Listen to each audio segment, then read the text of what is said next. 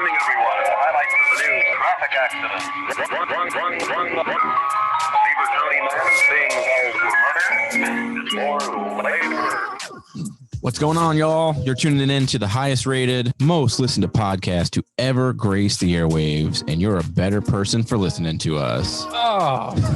All right, maybe not, but you're really going to enjoy it anyways. This is Made to Motivate podcast, and we'll be talking social media hot topics, pop culture news, the greatest in movies and music, and all things sports. Make sure you're following us on social media at Made to Motivate podcast on Facebook, Instagram, and Twitter, and you can watch the show on our YouTube.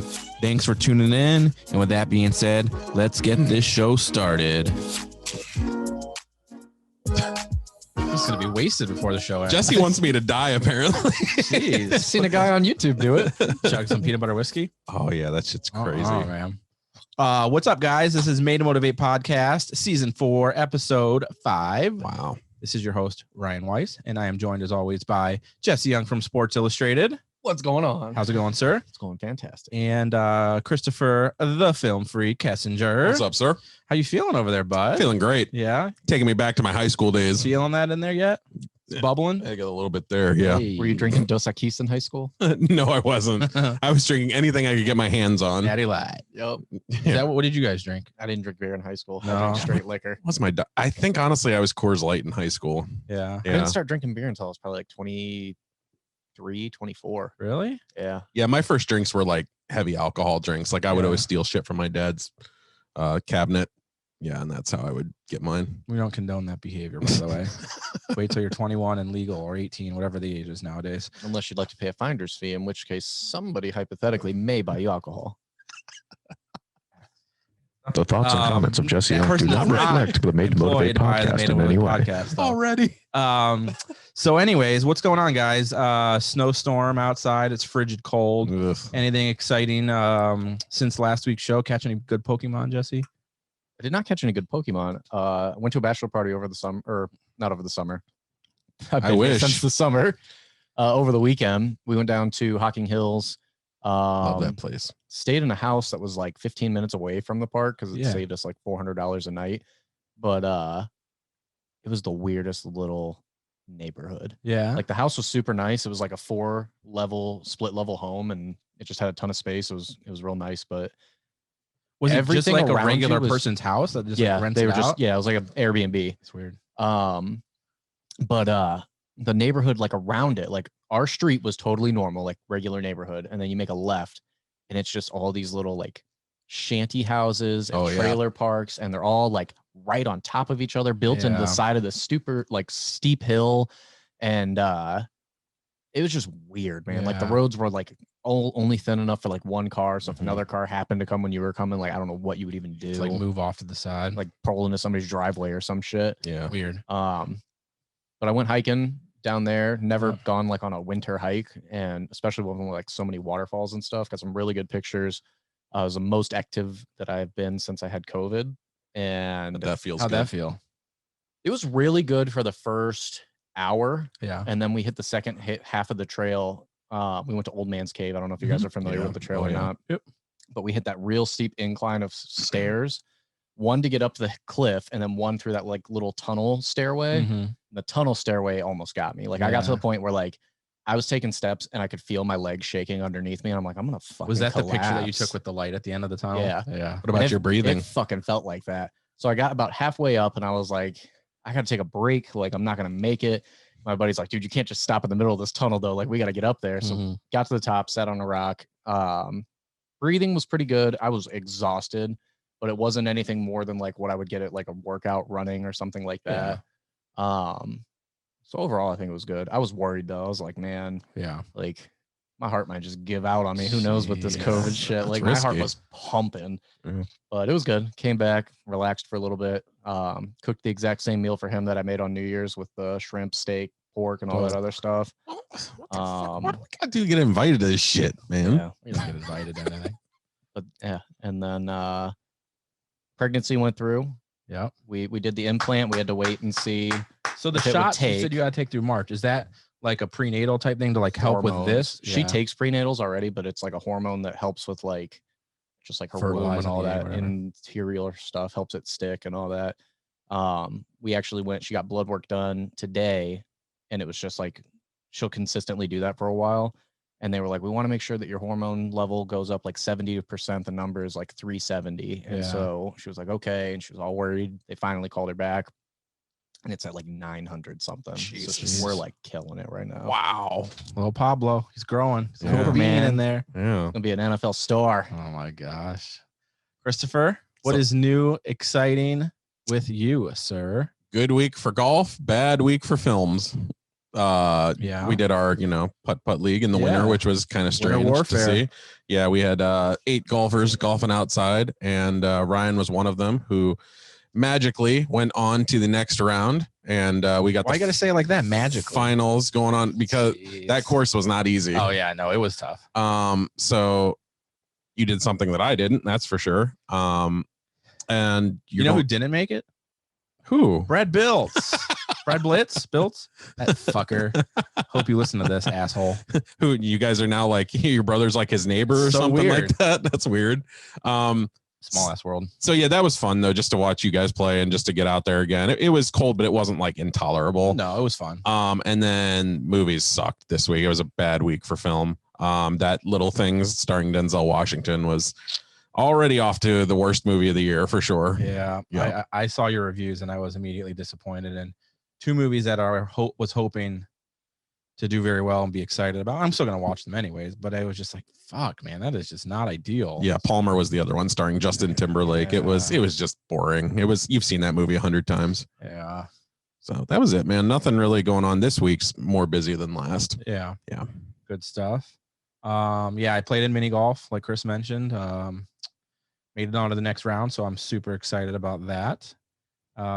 It was cold. We played at Lock 3. Yeah. It was an interesting course. I mean, it was kind of a janky ass course. Like, it was nothing super exhilarating as far as obstacles or scenery, but it was something for us to do. It was prep for the regular season. Yeah. The place we're playing next, Alien Vacation. If you guys have not been there, it's in Medina. This place is super legit. Dopest mini golf place I have ever been to. It's all like neon and 3D and super legit. Ultraviolet lighting. Yeah, it's really cool. So I did that. I finally watched some WandaVision. Oh, I actually took the time to watch WandaVision. Yeah.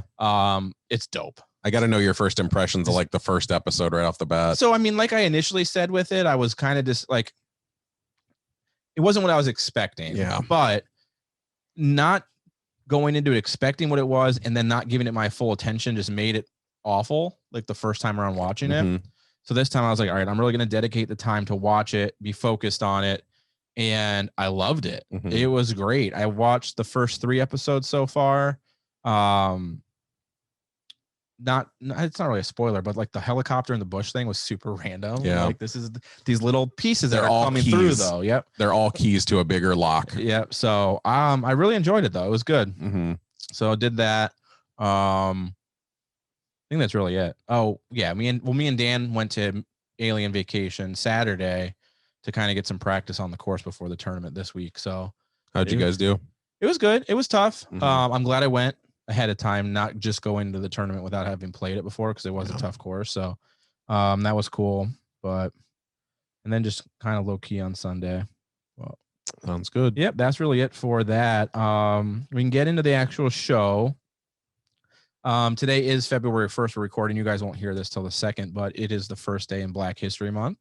So I'm just going forward for this month. How many Mondays do we have for February? Like 5. Do we have? 1, so 8, we have 4 15, Mondays. 22. Yeah, 4. Yep. So for the next 4 episodes, this one included, and the next 3, we are going to make sure to dedicate a portion of time to discuss things related to Black History Month and that culture and stuff. So we'll start with that tonight and then carry that forward. Hopefully we'll have some guests on throughout the next couple episodes to have that conversation with us. But while we're already talking about like WandaVision and stuff, we want to just hop into Hollywood Report. Sure. Start there. Yeah. Cool.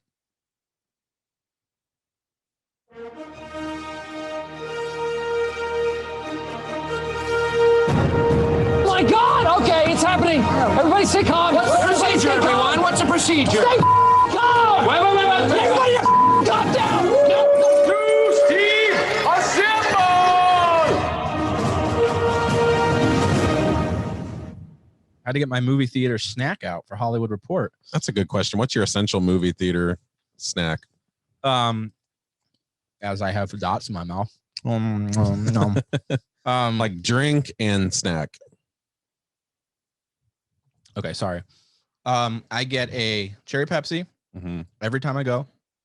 Sour Patch Kids. And then depending on if I've ate that day or if I'm really looking up to get snacks, sometimes I'll get Sour Patch Kids and Twizzlers. And then occasionally I'll do popcorn in place of getting candy, but that's like the last one on my list. But those are my candy choices. Twizzlers, Sour Patch, always a cherry Pepsi to wash it down. How about you? I like those. The dots have always been like my treat since I was a kid. There's also these kind of Twizzlers that they have like cherry filling inside of them. Those are amazing too. And I get like a icy, usually a blue icy.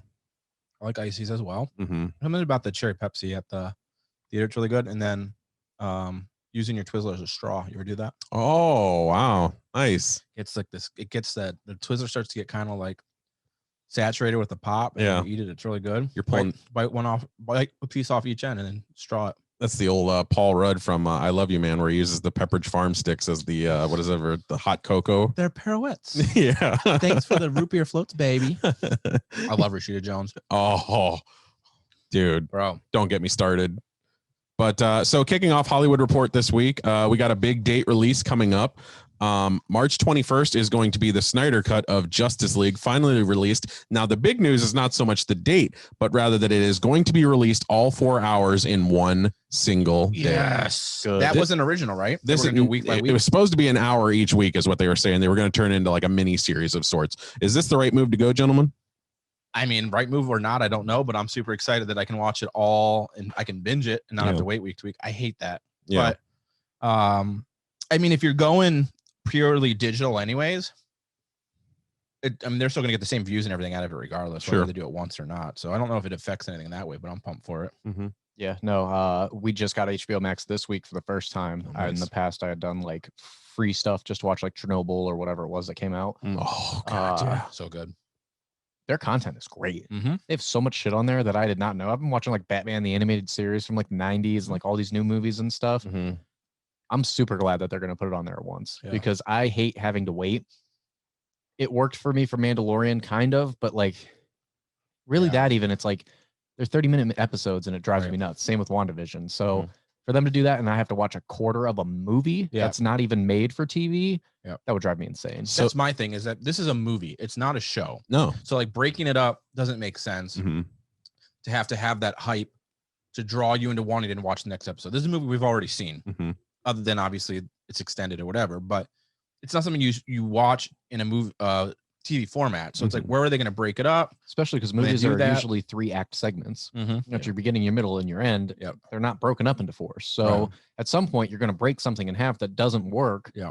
And you're probably not going to lose the viewing audience because the people that are watching that want to see it. But like, doesn't make sense. You were much more likely to have people say, I'm just not going to buy it until it's out all the way. And then they were just going to binge it. And Jesse mentioned something that I wanted to touch on too. So with like HBO, that service, early reports, as far as I'm concerned, it is one of the best streaming services that there is, because for my money, not only is there solid movie content, like Bad Education, I thought was one of my 20 favorite films last year starring Hugh Jackman, but also amazing documentaries too. Like they have one called Class Action Park that I highly recommend. It's based on a defunct water park that went under because it was very dangerous. And it's the Johnny Knoxville movie. Exactly. It was based on Action Park was based on that. So yeah, it's really been killer so far, and it seems like they're willing to spend money to make it really well. You know, I've had a problem with kind of Apple TV as a subscriber to that. I feel like the movies have been underwhelming. So Apple TV, they have not done good with with their own original content or anything. And I got it for free, so I mean I have it, but it's rare I turn that on to watch anything. I watched The Flight Attendant. I watched Servant, the M. Night Shyamalan series. That's all right. That's probably the best thing that I've watched on there. It's not great though. So yeah, that just Justice League news there. Other movie news, there's going to be a Cloverfield sequel, like a direct sequel finally. Not, speculation like 10 Cloverfield Lane, not, a distant sequel like the Cloverfield Paradox. This is a sequel right after the events of the 2008 film. I don't remember the original one. What was the original one? So Giant monster, New York, trying to save his girlfriend. And you barely saw it. It was a shot on video film to where, like it was from the hands of the victims, basically showing what was going on. They're running in terror. Who was in that? Who was the big person in that? Oh, who was the guy? It was the one nerdy dude from what is his name? It was like his first movie. He's voiced some like cartoons since then. I don't see it. I just can't remember what it was. I'd have to look up what his name is. So I liked the original Cloverfield. Like I like the 2008 one. 10 Cloverfield Lane is solid. It's kind of decreasing with each watch. The first time I saw it, it was an 8 out of 10. Now I would probably give it a 6. There's more problems I notice about it as I watch now. The Cloverfield Paradox was awful. Horrible movie. That's one of the worst movies I've ever seen. Oh yeah, on Netflix for sure. Like just to release that the way they did, I thought it was horrible. You know the story behind that, right? Yeah, it wasn't supposed to be a sequel, and then they were just like, let's just tack the name onto it and twist it together in at the last second. And it feels like that too. Yeah. Because it's in space, and it feels like that. It doesn't feel anything like the Cloverfield universe that we've come to know. On land in New York, stuff like that. The sequel, though, apparently early word is that it's going to take place in New York, but the one difference is that it's not going to be shot on video. It is going to be a straight up movie, like angles, shots, compositions, all that. So there's promise, definitely. I think it's probably the most excited I've been. And I like that they're not keeping it a secret as to where the past movies were like, is this a Cloverfield sequel? We don't know. Right. They're coming straight out and saying this is a Cloverfield sequel right from the start. Was Cloverfield Lane the one where it was in like the bunker and it had like Roseanne's husband or something? Yeah, John Goodman and Mary Elizabeth Winstead. Roseanne's husband? Yeah. The disrespect. Oh my God. That's all I could think of. He played in the Flintstones too, didn't he? Oh, yeah. Oh God. And King Ralph. Those aren't good things to have him in. What's a good movie of his? Flight. Yeah, where he was with Denzel Washington and he plays like the drugged out dealer. I don't remember that one. He's good in that. I like the Flintstones. So other news coming out of Hollywood, there is apparently a GameStop movie being made over everything that has gone down in recent days. Really? Over the whole stocks and all that. Not on the history of GameStop, but just this small condensed vantage point. It's the second cash grab resolving around GameStop. Yeah. So apparently they've already got, cast going for this thing, like just a couple of small casts. Quickly. Yeah. And I've never heard of half of these guys that are in this movie. That's because it's produced by Made to Motivate Productions. Wow. Yeah. Noah Centineo to star in a new movie about the GameStop stock controversy. E-News has learned To All the Boys I've Loved Before star landed a major role in a new movie about the recent GameStop saga. On February 1st, Deadline reported Netflix is in the early stages of making a film about the battle between hedge fund investors and amateur Reddit traders. I mean, look, I'd probably watch it. If it's done well, it's going to be like The Social Network. No, it's not. It's going to be like, not like, it's not going to be to that quality, obviously, or that casting, but like that's the feel I get from it. Let me tell you, people, do not watch this movie. It is going to be dog shit. All right.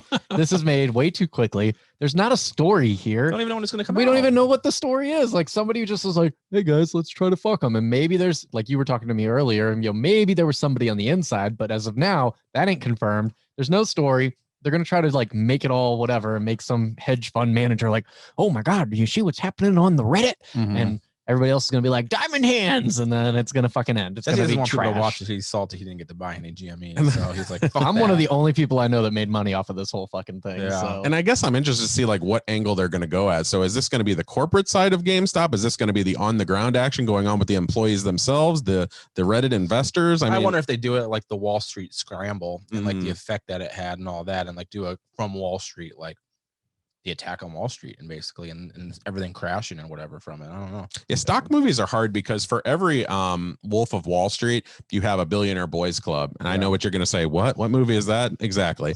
There's 100 of those movies. So it's a very tough breed. It's not as easy as it seems to document, especially because there's legalities and all kinds of things that you have to stay away or watch out from. They can cast Sandra Bullock and do the Net spinoff. The Net. Wow. Major points. Taking it back to 1996. I like it. Yeah.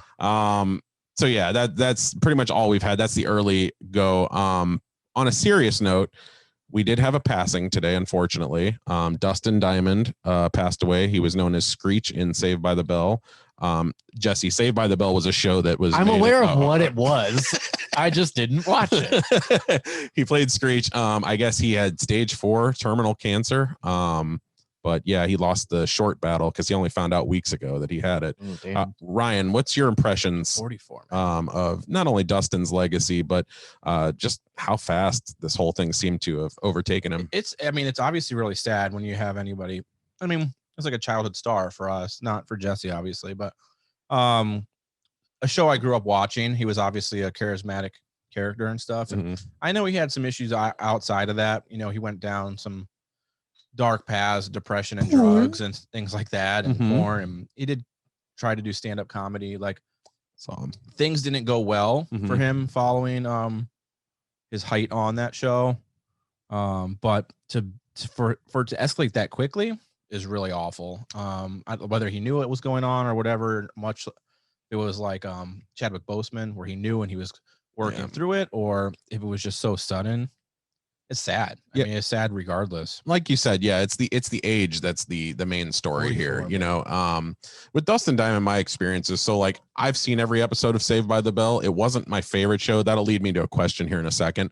But like I've seen every episode, you know, even of the crappy new remake. But like it's, you know, Screech's talents, he was always a breed above the rest. His character was so diverse and different from the other characters on that show. And that's what made him so enjoyable for the audience. So we embraced the nerd while the characters on screen didn't. So yeah, it's sad to hear. I was fortunate enough to see him live, his stand-up act in 2014. And he surprised me going into it. Like I got a free ticket from my friend. We were bored on a Friday night. He asked me if I wanted to go. What was it at, in the Falls? It was at the Funny Stop. Yeah. So we went to go see him, and you know, we met him afterwards. Totally a cool guy. Made us laugh a few times for sure. He was at Red Fox. Is that where you saw him at? Did you go to Red Fox? Was it the Red Fox? Yes. I know he was at Red Fox. Yes, that's what it was known as. Well, that's the bar next door, right? Yeah. So yeah, we went there. We made a night of it. We met him afterwards. Cool dude, and just seemed real down to earth and mellow, like, which was different because around that time VH1 documented him as this villain of sorts, you know, in the shows like Celebrity Fit Club and things like that. So it was strange to meet him and, you know, kind of see that was all kind of a curtain. A kind person. Yeah. So Ryan, my question to you, and we can point this to Jesse too. Around that time, you know, we had a lot of shows. We had a lot of imitators. Of course, we had the TGIF era. We had all kinds of different shows. As far as squeaky clean sitcoms go, like Saved by the Bell, what was your favorites? Was it Saved by the Bell? Did you have a couple others? I think in that specific genre, I would say it was probably Saved by the Bell. I mean, there was ones I immediately think of are like Saved by the Bell, Hey Dude, Salute Your Shorts, Jeez, Family Matters. I remember that one. Family Matters, and then what was the one with Full House, and then what's the one with Corey and Topanga? Boy Meets World. That's like the ones I kind of think of in that same familiar genre. I really enjoyed Saved by the Bell. I watched every single one. Like I always looked forward when that new episode would come out, whatever day of the week it was at the time. But I'd say that was probably top of mine. Top favorite for mine. Kelly Kapowski was Tiffany Amber Thiessen. Bing Bang Bong. Yeah, so big fan of hers. Jesse, any of those ring a bell to you? I recognized like half of those. Okay. So, no, I remember we watched Full House a ton, Family Matters a ton. Dinosaurs. Oh, was called. Yeah. Dinosaurs the was one. saddest finale to a series ever, bar none. Don't remember what they probably all died from an asteroid or some shit. The didn't they? saddest finale. I'm like, this is a kid's show. Yeah. It was a good show. Trying to think of what else we watched. You know what they should have done at one point during that era is they should have had Urkel and Screech switch roles on Family Matters and Saved by the Bell, because they were like the same character but in their own. It would have been hilarious for them to like just swap for an episode, just 1 week and like play it, co-star in. Yeah, and just play it like natural, like, well, you know, Screech is in this world now. Yeah, you know. Boy Meets World was probably my favorite. Yeah, out of all like the real things.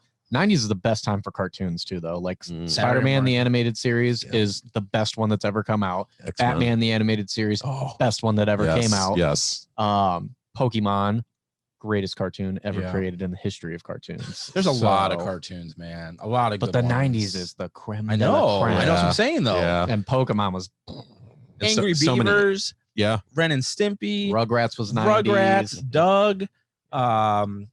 What's the one with the cow and Cow and Chicken? No, Rocko's Modern Life.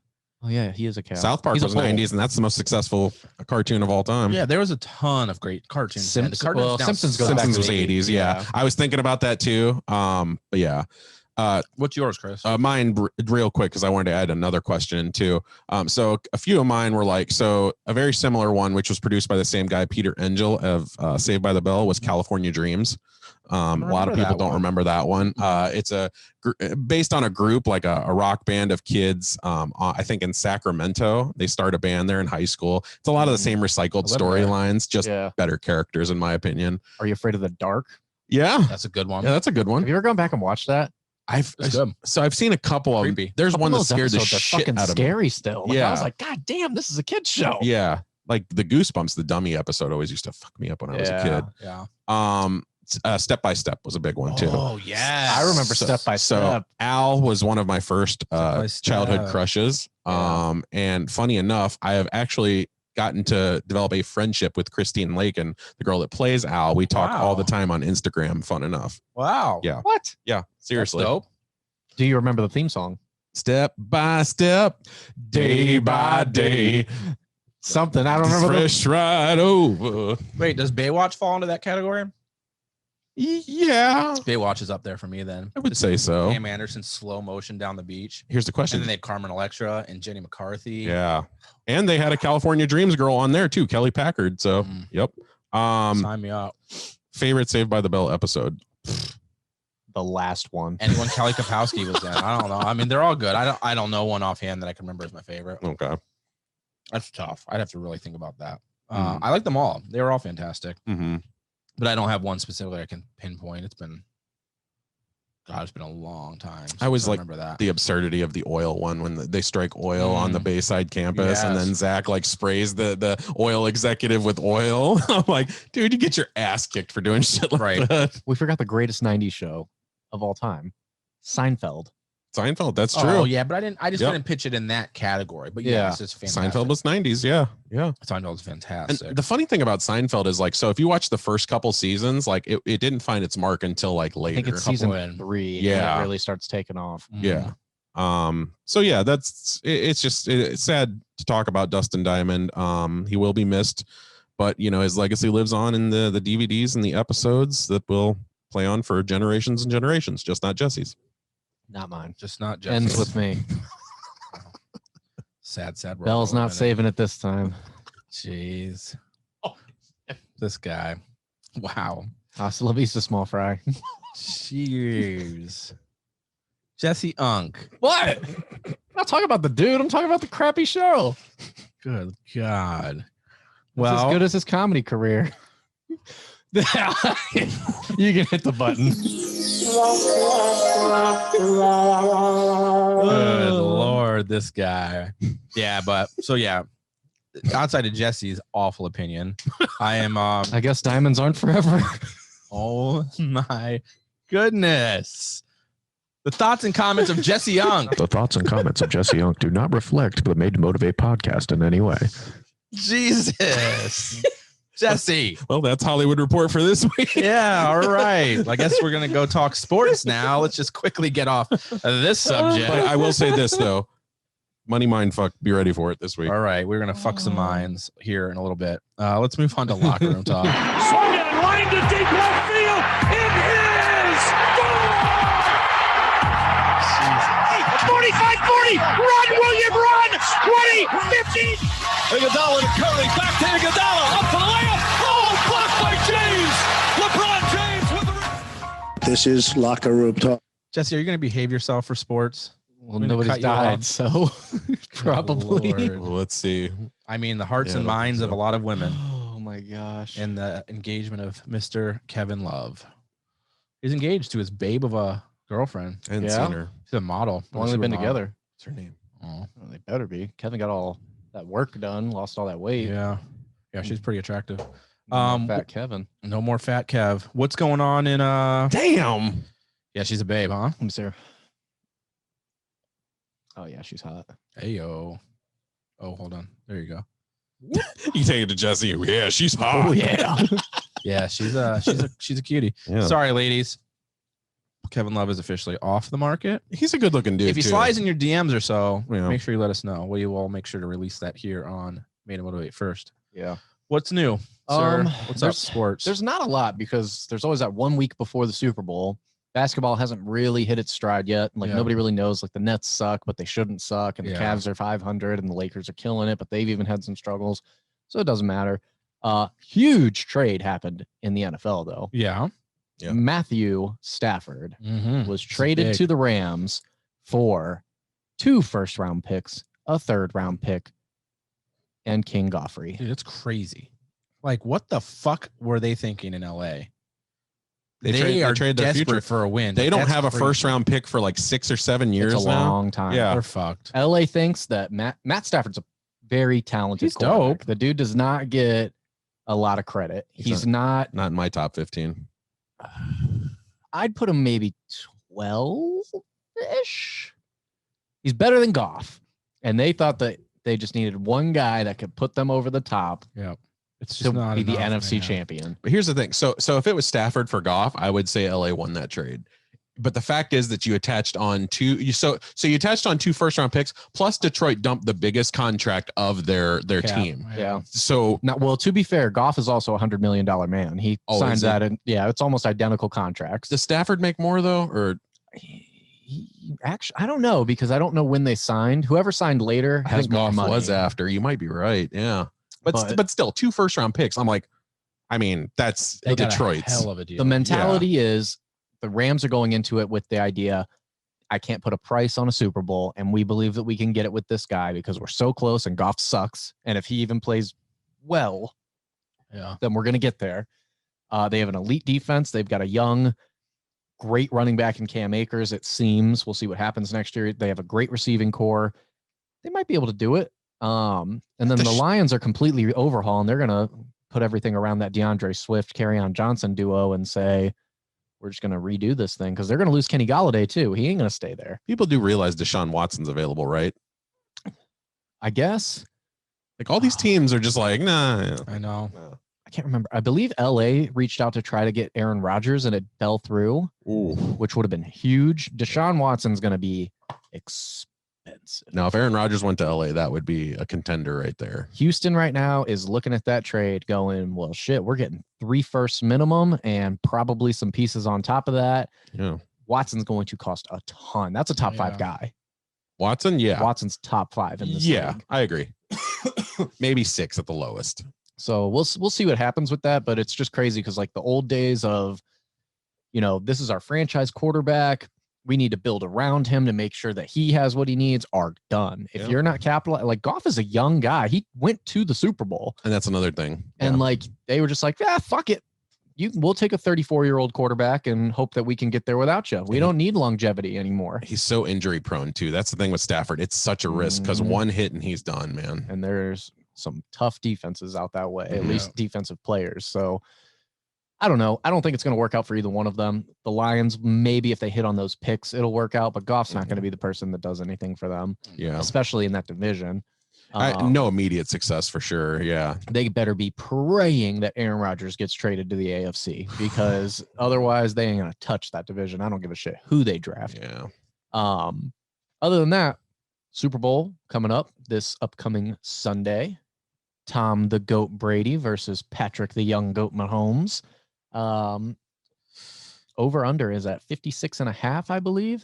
And I learned today they've only ever faced each other 4 times. Guess what the point differential is that they have between those 4 games? I want to say not much. Brady's team by 4 points. I would say 7. It's Patrick Mahomes by 1 point. That's incredible. What? Tom Brady's teams averaged 30 points on the dot. Patrick Mahomes 30.25. That's a rivalry right there, man. That's and with Brady, you don't get a lot of rivals like that. No. So like the man is obviously the GOAT, but like to have anybody that can match him like that, it already says a lot about Patrick Mahomes, you know, as a player for the next generation. Well, there were only a couple people that ever really threatened his greatness. Yeah. You know, once people were like, okay, he's better than Montana. We know this now. Yeah. Then it was, who's going to finish better, him or Peyton? For whatever reason, Drew Brees never got his respect, which I think is wrong, but he never did. Then Peyton kind of fluttered out a little bit. He won that Super Bowl with Denver, the second one, but it wasn't very good. Like they carried him with that defense. Yeah. And Brady just continued to dominate because he had those first 3 Super Bowls early in his career. And then there's like a 6-year gap where he was just getting bounced for like right before the AFC Championship, right before the, first round, blah, blah, blah, blah. The leg injury, of course. And then he went back like 5 times in a row. Yeah. Now 10. So it's just crazy that you have that few people to challenge this guy with the talent that we've seen. I think Mahomes could catch him. If they're able to keep that core group. You think 6? You think he eventually can hit 6? I think he's could. So that's the question. So it basically comes down to, what do you value in your scope of greatness? Is it rings? Is it yards? Is it touchdowns? What is it? So like, if you're trying to match Brady on rings, I don't know if that's going to be something that will ever be broken. I don't know if that's attainable. Kansas City is going to be good for years. Look, I told you right up, they're going to be a contender for probably most of this decade. They're that good. The problem, though, is teams are going to catch on and they're going to learn. Now, Brady was good at adapting on that kind of thing. He was good at thinking on his feet and saying, like, look, they figured us out here. Let's make a weapon out of this scrub over here and, make him the best receiver in football. Yeah. Mahomes hasn't quite proven that yet. Tyreek Hill's an outstanding force, but he's outstanding on his own terms. Sure. He would be great on any team. Yeah, because you can't. He might be the fastest man in the world. Oh, for sure. Usain Bolt isn't there anymore. He's old. He could possibly be a cajillion time gold medalist in the sprints. Yeah. And I think that's the biggest thing with the Chiefs. And the reason why I say that he could do it, not necessarily that he will do it. There's a lot of people saying he's already going to trend to be better than him. And I don't agree with that. Yeah. If they win this Super Bowl, he'll have 2 already. He'll have an MVP. Yeah. That's on pace with the trend. The difference is after next year they would have all those people returning. You could go for a 3-peat and do what so few teams have done. Yeah. But after that, you got to pay Tyreek. Start to leave. Yep. You got to pay Kelsey. You got to pay some defensive players. You got to pay offensive linemen. You got to pay to protect him. So now, instead of you're going to keep Tyreek, but Kelsey's not going to be there. He'd be 33. They're not going to re-sign him unless he comes back for veteran minimum. And even then, he's not going to be 1,400 yards, 15 touchdown Kelsey at that point. Yeah. And they got to draft a defense. They can't pay attention to a tight end right now. Right. And that's the biggest thing is right now, it's not necessarily Mahomes is very talented, but it's like you said, Brady is smart and he adapts. Okay, they've learned this about me. Well, here's another little weapon that I've learned, or here's another thing that I'm good at. Mahomes is accurate and he has a huge arm. You've got Tyreek streaking across, and if he's not there, Kelsey's underneath, and he's the best underneath man in the league. Agreed. You've got speed everywhere else with Mecole Hardman, Sammy Watkins, Clyde Edwards-Helaire, all these pass-catching backs and everything. When you don't have those anymore, though, and you don't have that underneath guy that can get open, are you going to be able to make the play yourself and put it all on your own back and make the correct call and not force that ball to Tyreek? Because that's the beautiful thing about Brady. You go back to his first Super Bowl when he gets him there for the game-winning field goal. He dink and dunks that whole entire drive. The Carolina one. There's no crazy throw. I believe there's like 1 12-yard reception or something that he throws air yardage wise, but like everything else is covered. Okay. Running back. Covered. Okay. Quick slant. Like he just makes the right play every single time. And that's what makes him great. He's not the most athletic quarterback. He doesn't have the greatest arm talent in the world, but he is probably, I don't want to say the greatest football mind because I believe that's Peyton, but he just like, he's so mistake free. I would take Brady's mind over Peyton's. I honestly would. Would you? I would. And that's the other question is now Peyton made some stupid mistakes down the line, man. And everybody knew Peyton was doing it all himself his whole career. Yeah. He was his offensive coordinator. Yeah. Maybe Brady was, and we just always gave Belichick too much credit. Yeah. Until he gets a whole team around next year, COVID-free, defense comes back and we see what he can do with his X's and O's versus Brady. Brady said today, or maybe it was yesterday, he's planning on playing past 45 if he can. I saw that. He said he wanted to play to 45. Now he's going to the Super Bowl. He's going, well, fuck, let's go to 50. Yeah. Who cares? The thing that scares me about that is that argument you had on your Facebook with someone. What's that? Recently? Injury. Yeah. So like the older you are, the easier it is to like lose it all in the blink of an eye. That is so true. And I don't want to see Tom Brady go down like that. I've never hated Tom Brady. I have a great respect for him. I love Tom Brady. I don't love him like you do, but I have a great respect for him.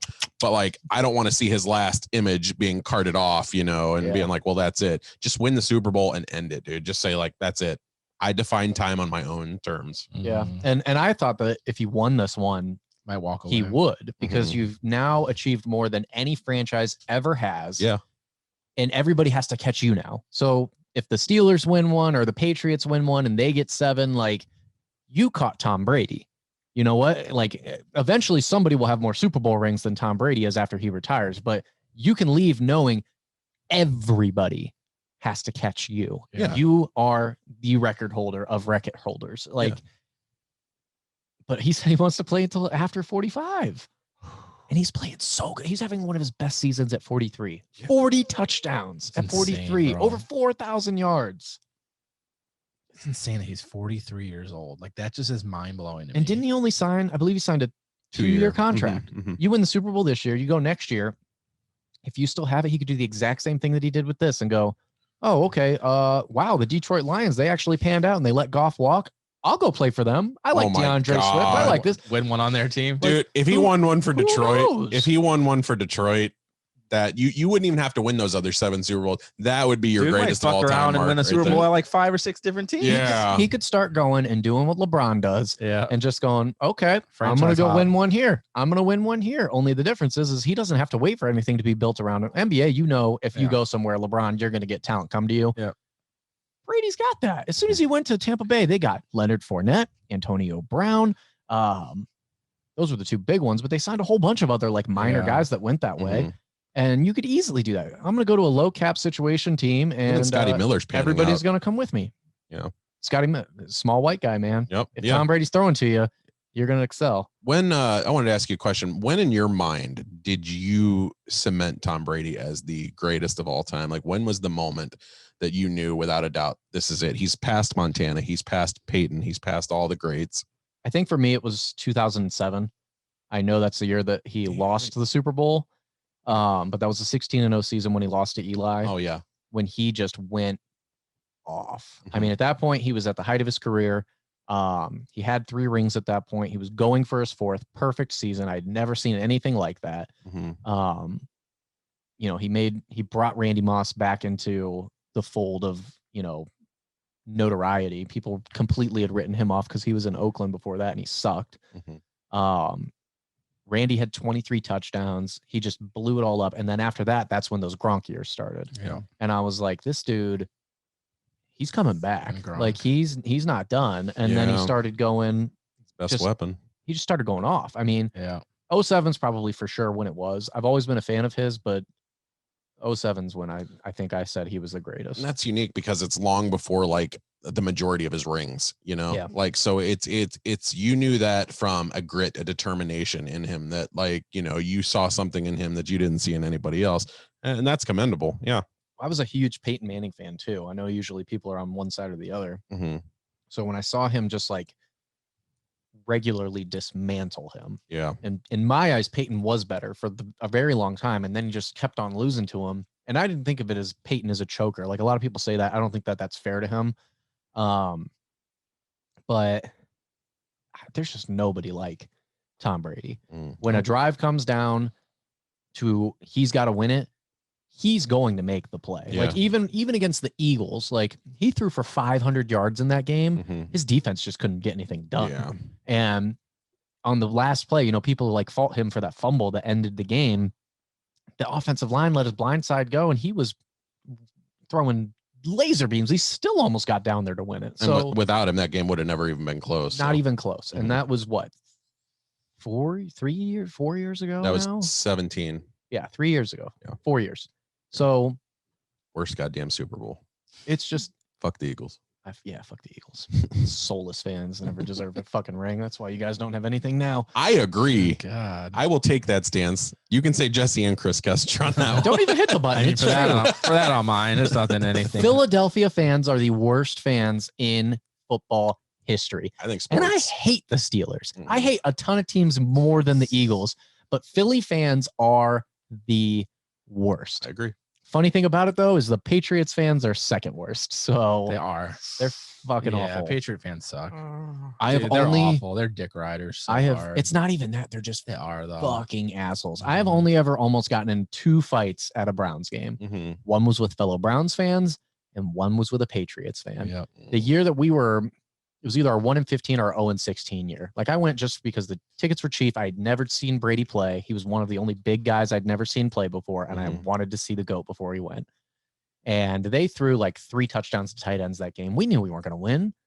And this dude is filming, and he's just like, look at all these sad fucking Browns fans. You guys fucking suck. Dude, I had to be held back. Yeah. I was like, I'm going to beat this fucking dude's ass. So, yeah. So who was the worst fan? The sore loser Browns or the guy that was just gloating in their greatness? Oh, the guy that was gloating. Who are you gloating against? It's not like you beat a rival. Like, it's not like me gloating after we beat the Steelers or you gloating to me because we like have team history. We have no connection. It's like Brad. That'd be like me going to an Arizona Cardinals game and being like, look at these sorry Cardinals fans. Like, who the fuck cares? We beat the Cardinals. Cool. Yeah. So quick story. My buddy and I, we went to WrestleMania 26, which was in Arizona that year. I think it was 2010. And sitting behind us. So keep in mind, this is in Arizona. So sitting behind us are these Arizona Cardinal fans. They got the jerseys on, all that. This was days after Derek Anderson got signed to the Arizona Cardinals. And they're talking, and my buddy Stu will back us up. He listens to the show all the time. They're talking behind us, and they go, with Derek Anderson, he's the key. He's going to take us to the promised land. And me and Stu just look at each other at that moment. We were like, we were like that good. In 2010, like that's 3 years removed from his good season. Yeah. Oh, that was. We knew it. We knew it. Poor fans. Yeah. Oh, gross. So, what are you guys' predictions? Super Bowl Sunday. Wait, did they have a Pro Bowl? No, not this year. They played Madden. Mm-hmm. Really? And I didn't watch that shit because I don't care if you can play Madden. Like Madden's not even a good game to begin with. So I don't care if the NFL players are playing it. Okay, yeah, I was wondering. I didn't hear anything about it, so I was like, do they have a fucking Pro Bowl? The Pro Bowl is the worst all-star game in all of sports. There is no point for it. Yeah. Yeah, I wish that they had some things that they did right recently because the game nobody cared about. They started doing the skills challenges, and I liked the one, like the quarterback one where you have to hit the target and it's moving. I like it a lot because Lamar Jackson lost to Jarvis Landry on it. Jesus. But then like they play dodgeball, and I think that's fucking stupid. Yeah.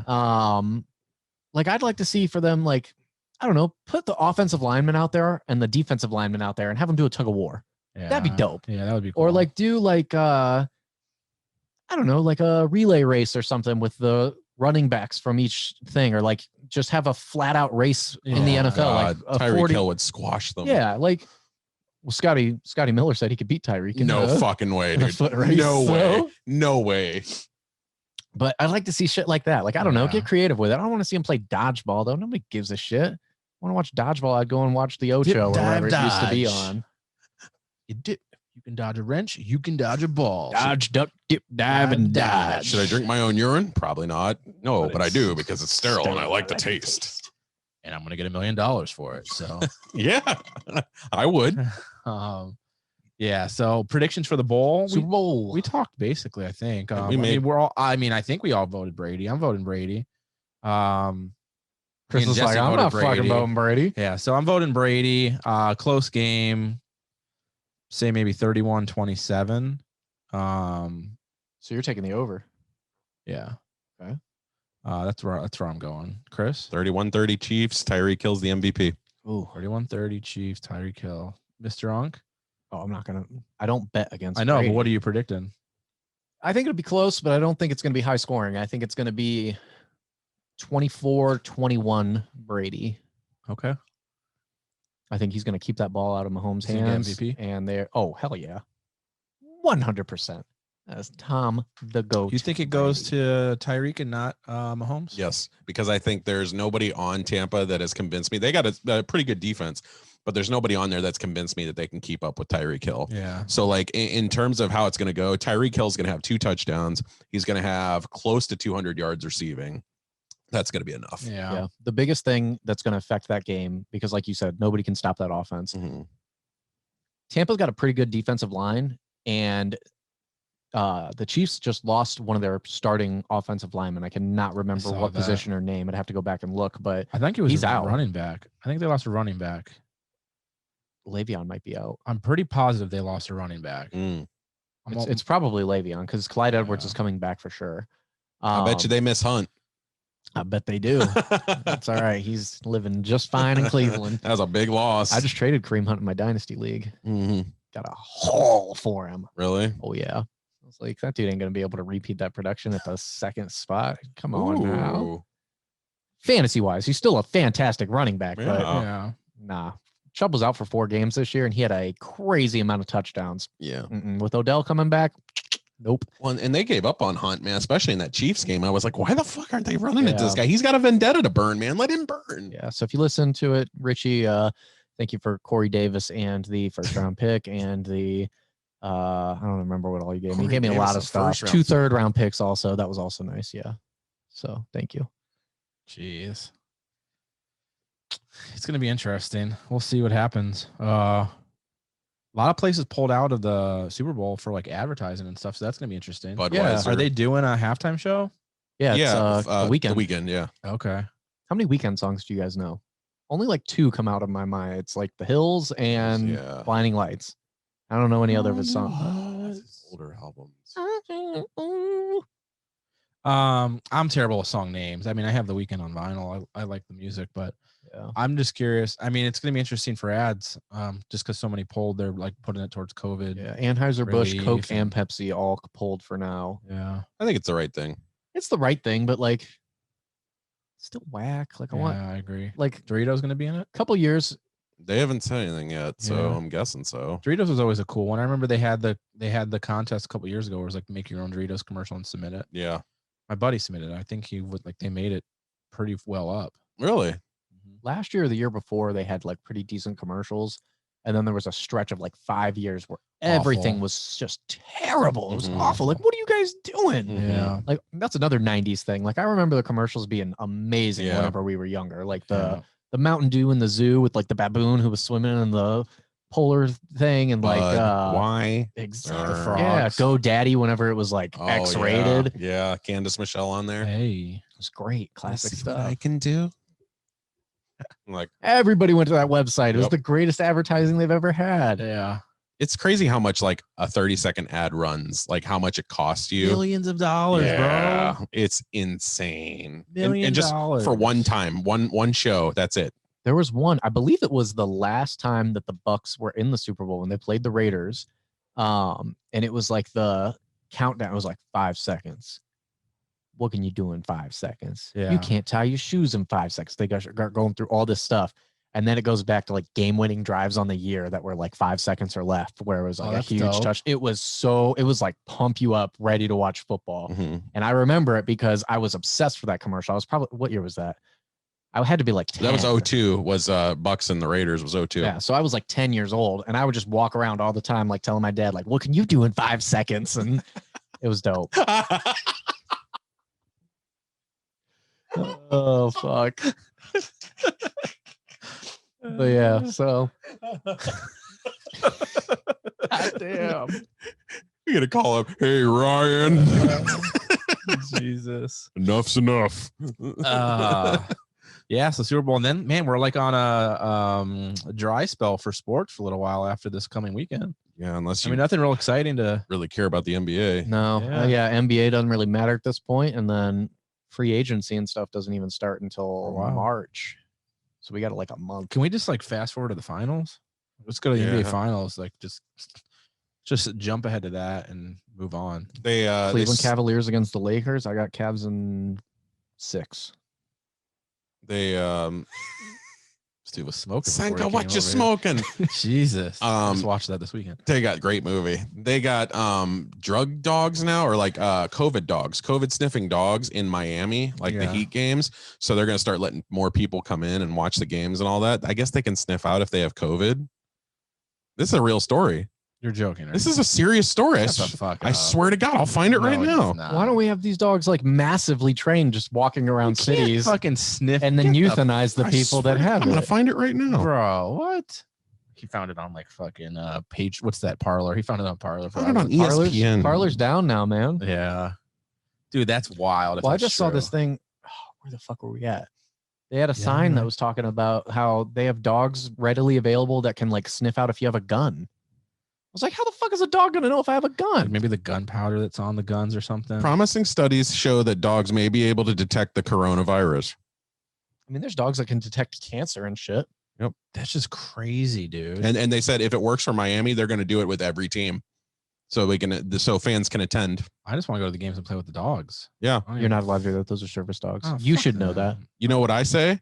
Fuck the tests now, and now just bring dogs in. Just be like, well, they can sniff it now. So there we go. Now we can determine who has it and who doesn't. Easier. Right. But then you see one guy like walk past a group and the dog's just like, fuck it, they've all got it. Like, if they do that though, they can't chip us. They got to have the vaccine so they can chip us. I'm already chipped. How's your chip working? It's fine. It's just sending good signal. Not a big deal. You feel that lump under your skin or anything? Yeah. Yeah. The strange. Are they just tracking like your porn searches, or like what exactly is it that they're? Oh, well, there you go. He's malfunctioning. Hard reset. Thing is that it doesn't even feel that way. Yeah. So why are you looking at me weird? Oh. What was that fucking movie with the microchip in the dude's head and it made him like a badass? It was like, do you want to take over controls? And then he just like fought. I never got to see it. Upgrade? Yeah. What if that just happened? I have it. You can borrow it. He just like stood up. Awesome. I heard it was amazing. Good? I just never got a chance to see it. When's Couldn't it find it from? anywhere. 2 years ago, 3 years ago, maybe. Yeah. Bro, you never saw that trailer? No. It looks like bro. a discount Tom Hardy as the star. This dude is just sitting there, right? And these guys come to kill him. I don't know the premise of the movie, but they kill his wife. He's sitting there. Okay, so they kill his wife, and he's sitting there, and he's just like an average Joe, like, one of us. And this guy comes in, and he hears a voice in his head. It's like this chip, and it's like, would you like me to take over fighting controls? And he's just like, yes, and he's getting the shit beat out of him. And the dude comes up, and he just like starts sitting there, and his eyes are all wide, and he's just beating him with fucking plates, and he's like, I'm sorry. He's just beating. Is the it shit out of streaming him. on anything? And I feel like it might be on HBO. I mean, you could probably It's that purchase type it. of movie. Yeah. Oh, I'm gonna look that up. That sounds I'm interesting. gonna watch it tonight. The great thing is the physical acting from the guy. So like he has to act like he's being controlled at the same time. So everything is like kind of strained. He's like, Dude, what? Like he's not like a badass looking dude. Like he looks like, oh fuck, what am I doing? While he's like executing these crazy. You've seen The Raid, right? That's another one you need to see. yeah, I gotta look both that of them. up. Both of them. The Raid and what's this one called? The Raid, Upgrade. The Raid 2, and Upgrade. Yeah, I actually think the Raid 2 is better than the I Raid. do too. That bitch with the Okay. fucking hammers is insane. Yeah. And I just love the camera choreography of that movie. Is beautifully done. That is a movie that I cannot find. Really? It took me forever to find The Raid, and now I see it everywhere now that I have it, Hmm. and I cannot find The Raid 2 anywhere. Got that poster up in my house. I have it on burnt disc, so yeah. But yeah, I will. that's I gotta look sports. that up. Before you got here, I was talking about I watched Wandavision finally. All four? Dope. First three. Oh, I fell asleep. Four's I the fell best asleep. one. I'm gonna finish it tonight, dude. It's so good. He's about to get the clarity. He's about to get the big hit now. Dude, it's really good. I really liked the magic show. It's Yeah. funny. Yeah.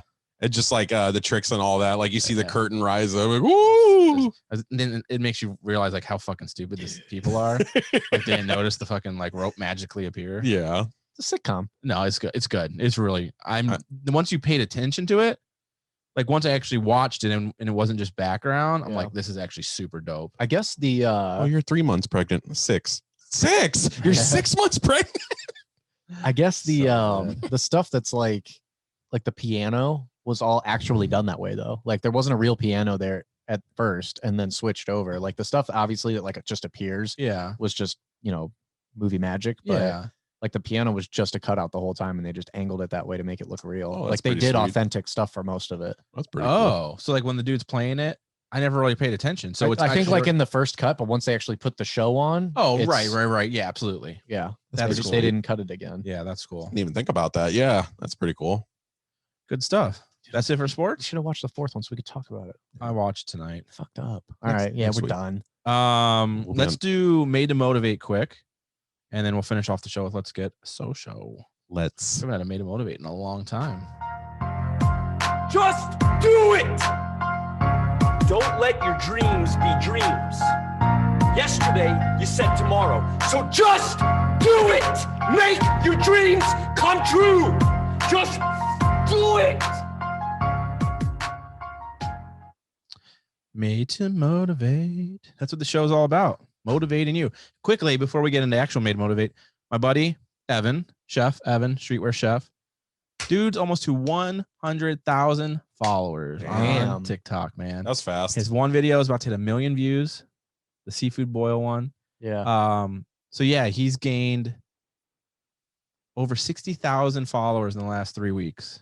That's crazy. So we've got a chair. Yeah, he's gonna come be a guest. I asked him if he wanted to come on the show here soon, so he'll come. Is he making any type of like income stream from that? Like, I don't know how that works. With so TikTok, he was that quick of an ascension. So he was on the TikTok Creator Fund. Like, they have a fund you can sign up for when you have such a big following and you get paid by your videos. We talked about it briefly. Yeah, he's out of that. He backed out. But he has a profession.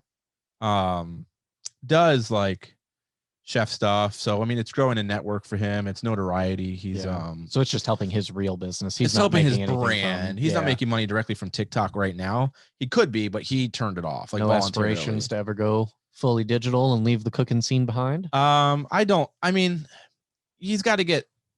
I think if he got to like around 500,000 or 1 million followers, it'd probably be worth him turning it on, because at that point you have such a big following that regardless of TikTok pushing people to you, you're going to have people viewing because you just have such a big following. Right. He's just not big enough right now that when they slow the algorithm for him, it's just negatively impacting him. So, but dude's killing it at Streetwear Chef _ on Instagram. Look him up on TikTok. Can he beat Bobby Flay? Could he what? Beat Bobby Flay. So here's the deal. Evan is an incredible chef, but he's self-taught. He has no technical training at all. So he actually got a gift for Christmas from somebody like chef courses like online. I can't remember what it's called, but it's pretty legit. Like class, I don't know. Masterclass? Masterclass. I have a masterclass with Gordon Ramsay. Yeah. Yeah, it's dope. Yeah. So he got some masterclass as like a gift or something. So he's been doing that. But yeah, he has no technical training whatsoever. He didn't ever go to culinary school. He didn't nothing at all. So he's just learning on his own. Yeah. So some of his stuff's a little bit more like rough cut, like he doesn't maybe know like the exact terminology of certain things or whatever. But that's like, all right though. No, but that's the thing. He's chiffonading, but doesn't know that he's chiffonading. Right. But the product is incredible. Yeah. We're filming this Wednesday. He's doing $1 million burger. It's gonna be an expensive burger. It is $1 million. That's what, I don't know if that's like a technical name for like what he's making. Like maybe that's what it's supposed to, like that's what it's actually called. But it's at the end of the video, brioche, he'll drop it and it'll break its neck. It's a brioche bun with Wagyu or Kobe beef, truffle goat cheese. He's gonna make an aioli sauce with the truffle hot sauce, and then gold flakes. That's what makes edible gold flakes, and then he's trying to get a quail egg for it to put on it. Jesus, I feel like that's all the stuff. Like anytime you see one of those videos for like a super expensive, the $500 thing, it's because there's gold flakes, truffles, and quail eggs on it. Yeah, but I mean, obviously, for you got to do this stuff. I want somebody to make me $1 million burger from fucking Costco. Like, make that work for me. Jesus. But see, that's the thing that he does. If you ever watch his stuff, most of the time, stuff he tries to make is stuff that an average everyday person will have in their cabinet, and doesn't have to especially go out just to buy it to make it. So, like, that's his audience he tries to gear towards. Is someone that, like, if you do grocery shopping on the norm, you'll probably have the stuff in your cabinet. Right. You can make the That's stuff. dope. So it's pretty cool. But anyway, so for Made to Motivate this week, Jesse, take notes. You want pad and paper? Taking notes. Some teachers are killing the game. Can't see your note taking. Show the camera. I want them to know that you're trying to further your career. I'm not taking notes. Why am I lying to you? This fucker. I thought he was doing what I used to do in tests. Yeah. But no, for real, there's a couple cool stories going on that are in the teacher realm. One is a teacher in Minnesota. She's a kindergarten teacher. Minnesota, eh? In Minnesota. They are virtual, obviously, like most of us right now. But rather than stepping away from teaching, she's continued to do her virtual literally while doing chemotherapy. So like she's sitting in her chair at the hospital getting dripped or whatever. Wow. She's still continuing to do all of her classes and all of her work and stuff, which I thought was pretty legit. Like that's an easy not easy out. I mean, that sounds awful. She's got fucking cancer, but it's an easy out as far as like, I'm going to step away from working. If I get cancer, I'm not teaching. Right. So. Yeah. No, but I mean, look, who's going to, for the most part, like that's pretty fucking cool.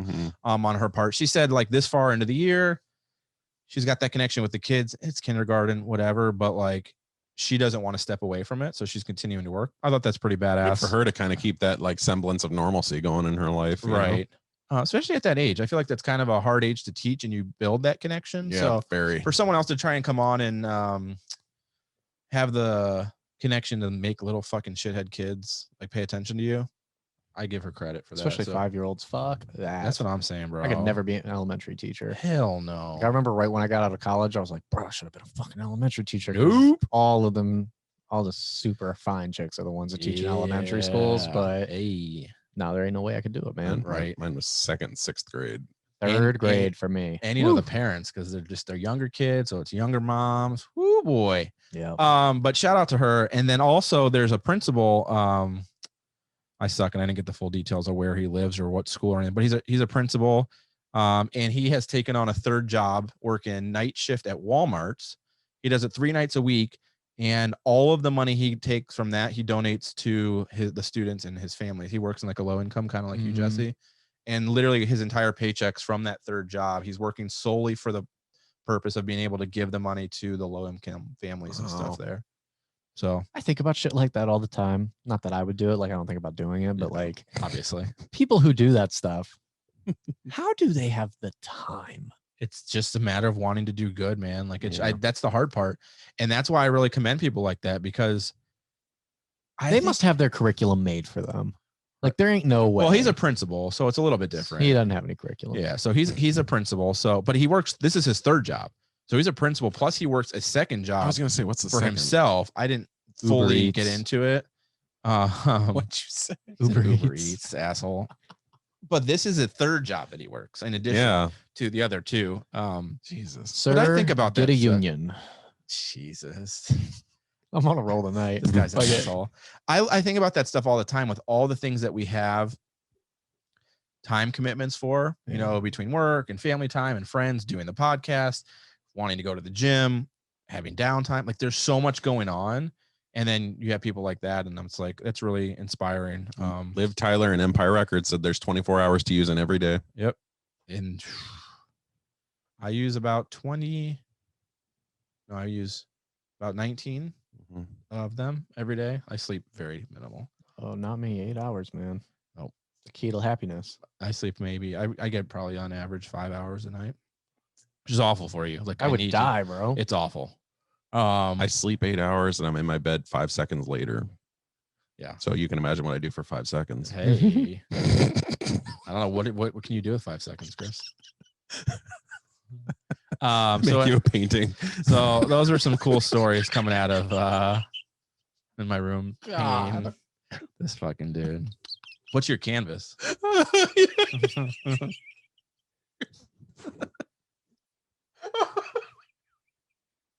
Just go. Made to motivate. Try and have a whole. This is why we don't have a Made to Motivate section anymore. It always goes off the rails. It's never just positive. It's always fucking wild. That's why the show is listed or negative. The show used to be listed on as like motivational on like Apple and stuff. Now it's just listed under comedy. Tomfoolery. Like. Right. Anyhow, let's try and get into a more serious topic as we move into Let's Get Social. Chris, you have 5 seconds while we play the soundbite. It is July 20th, 1969, and man is about to land on the moon. Freedom itself was attacked this morning by a faceless coward, and freedom will be defended. I did not have sexual relations with that woman. That's the way the news goes. Jesus, we are awful. Hey, Peter, what am I doing? Dude, we are the worst. Saying if he were to have spermed on you, it would have been a pearl necklace. Why would it be that?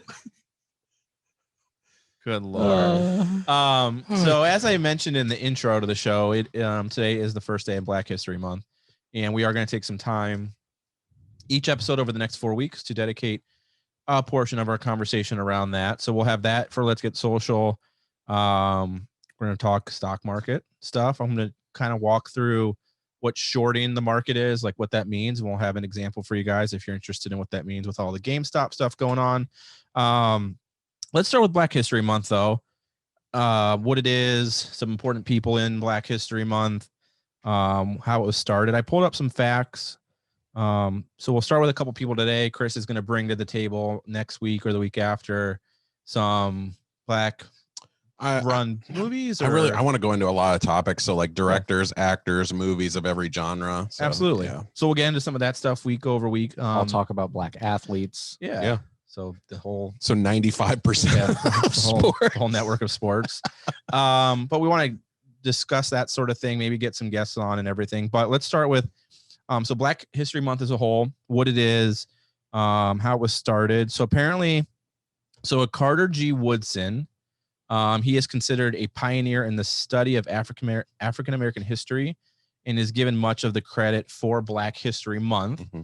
It's not a name I had heard of prior to looking this up. It's not one of the main names you like think over here when it comes to Black History Month.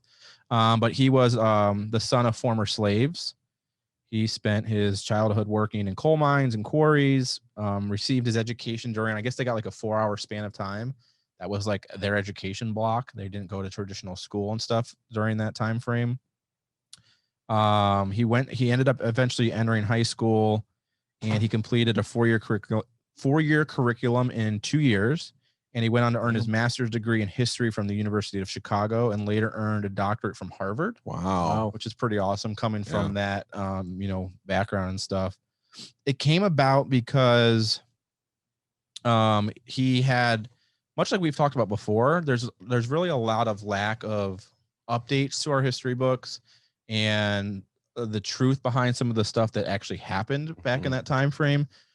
So he was kind of taken back by the lack of discussion in Black history within schooling. So he wanted to establish something that kind of surrounded that and kind of forced the discussion around it. He established the Association for the Study of Negro Life and History, and he founded the group, widely respected publication, the Journal of Negro History.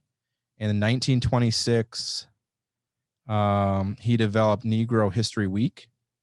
So he just did a lot of like preemptive stuff to kind of get the movement going and bring notoriety to it. Mm-hmm. The reason he picked, go ahead. What was the time frame for this guy? So this was 1926. Okay. Is when he developed some of these teachings and stuff. So he was early on, early 1900s. That's surprising because like you think about rights and like the evolutions and stuff were far after that, like long after that. So yeah, he kind of like jump started it and brought to light a lot of it, and then later on became the civil rights movement and more of the in-depth things. Sure, he was not very highly praised at the time when he started all of this. Yeah, right. The 20s, he's lucky. Damn, right. Yeah. It to the point of why February, like what is the reason that was behind that? It said he chose the second week. It's become a month, but at the time, he chose the second week of February for his celebration because it marks the birthdays of two men who greatly influenced the Black American population. Frederick Douglass, who escaped slavery and became an abolitionist and the civil rights leader. His birthday is February 14th. And then also President Abraham Lincoln, who signed the Emancipation Proclamation, and he was born on the 12th. So originally it was the second week of February, at which point, it became the whole month. I didn't know that. So that's like he started a lot of the movement. He started Black History Month. He kind of jump started the civil rights stuff. 1865 was the ratification of the 13th Amendment. So I mean, you think when we talk about like 1926 seems early on. Yeah, like that was even way further, 100 years before, earlier than and it's still, that's crazy. That's not that long ago. It's not, but it's crazy to think about how long ago it was, and that it's not that long ago in longevity terms, but it's a long time to still be going through a lot of stuff we're still going through. Yeah, like that's crazy. 156 years. It's wild. Yeah. When you guys think Black History Month, what are some of the main names, like first names that come to mind? I've got people listed. I'm just curious, like what you guys think of. Dr. King. Yeah. Rosa Parks. Malcolm X. Yeah. Jackie Robinson. Yep. Muhammad Ali. Fleet Walker's another one for sports. Yeah. Because a lot of people say Jackie Robinson, Fleet Walker too. It was one of the first. So. Yeah, absolutely. Jim Brown. Yeah. Those are good ones. Those are some of your main names. Yeah. I pulled out 3 of the ones that you mentioned for this week, and then we'll go into more. But MLK, obviously, Martin Luther King Jr. He was kind of the pioneer, like really like pushed it to the level that it got to. He is obviously his famous speech. Malcolm X, his story was obviously a lot different. Like, whereas Martin Luther King was like the peaceful one that was really trying to bring to like togetherness. Malcolm X was a lot more divisive, which I didn't really realize that much until I started researching it more, where he actually pushed for black supremacy. So he kind of went the opposite direction of like an equality to like not white Fight supremacy. Back and take it. Exactly. Fun fact, X-Men, Professor X and Magneto were based off of those two. Professor X is Martin Luther King, and Magneto was based off of Malcolm X. What? Yeah, their ideologies match up identically. Wow. A longtime X-Men fan was stunned today. That's pretty fucking cool. Jeez. Wow. Yep. Yeah, I did not know that. Now I got to go back and look. Yeah, because Magneto's whole thing is that they'll never accept us. We need to just fight for ourselves. And, if we have to end up fighting them to do that, then we will. Yeah. And Professor X is all about, we need to bridge the gap and show them that we're not a threat and whatever. That's pretty badass. Yep. I definitely never knew that. But yeah, I mean, he was definitely he literally was quoted at one point of saying,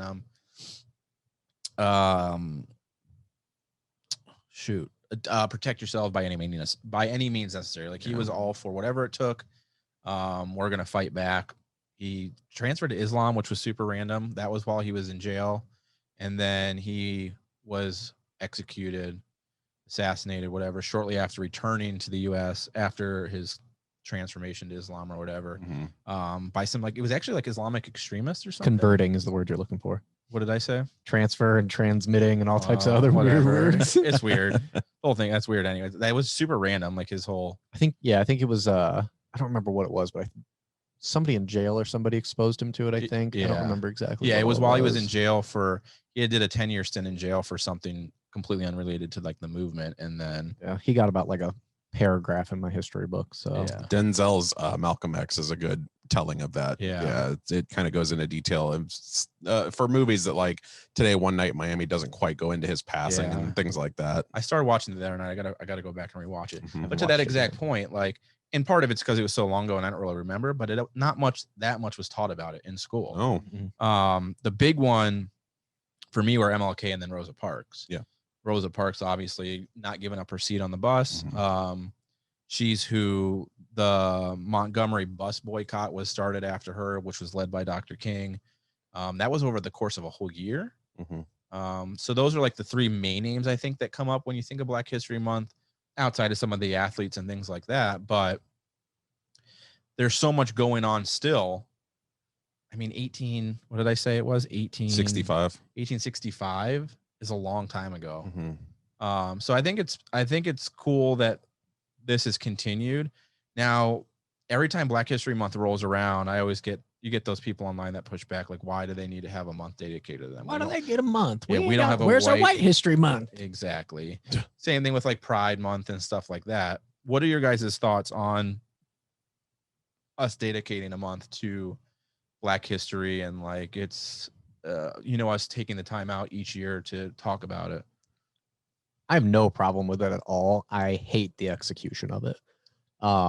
Because the guys that we named are the people that everybody knows. It's cliche. There's the guy that made the peanut butter and you hear about all that stuff, but like I feel like it's gotten to a point now over the last, I'd say 2 or 3 years where we've really started making headway with at least like recognizing racism, opposing racism on a big front. I could see that changing in the future, which I would like. Like, I like the fact that we're seeing stuff in sports. I like the fact that I got on YouTube today and instead of just saying like, in the past, nothing would have been there at all. Right. Now, if you click on the, it's like, it says like BHM on the top or something. If you click that, it shows them like the top Black creators on YouTube. Netflix actually created something similar to that. before even Black History Month, but they have a Black Lives Matter like section. Yeah, which I think is pretty cool. Like Amazon, does it too. And so I like having that type of stuff because I think while those people were really important in getting us to the point of today, like we still have so many problems today. Mm-hmm. I want to know who's doing something now. Yep. Like for me, like I know Black creators and I know Black athletes and I know like a lot of stuff like that really like drives things, but I don't know a lot of Black politicians or Black civil leaders that are, now. Like you hear about George Floyd and he'll be in history books one day, and you hear about like all these things that happen in the movements, but you don't necessarily know who's coordinating these things, who's making these things happen.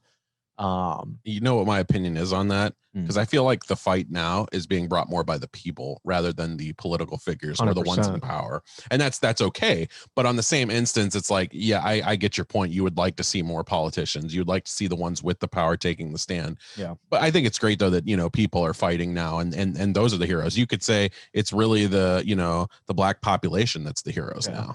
And that's the other thing is I think that we're also getting to a point where it's not just your typical, like, you're seeing a lot more Black influence on our cultures, and it's not just in rap and athletics. Right. Like I felt like the first really big push that I noticed was like Jordan Peele when he had Get Out, and then he started making Us, and he was like, okay, I'm going to go out, I'm going to make really good movies. I'm a Black director. I'm going to use Black actors. And it's not just going to be like a Boys in the Hood that people really like.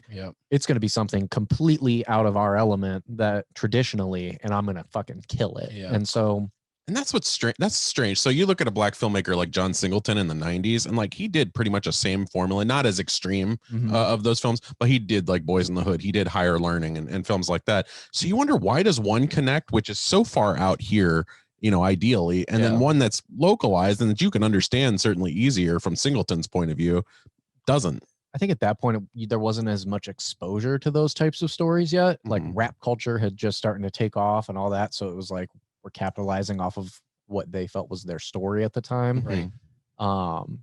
Because it goes back, it's the same thing with like gangster rap. Like you go back to the 90s and you've got, NWA, Tupac, Biggie, like all that stuff is blowing up and it's all gangster rap. And it was all stories about like, this is what the hood looks like. And that's why people didn't like it. Yeah, shedding light on it. But now we've been exposed to that.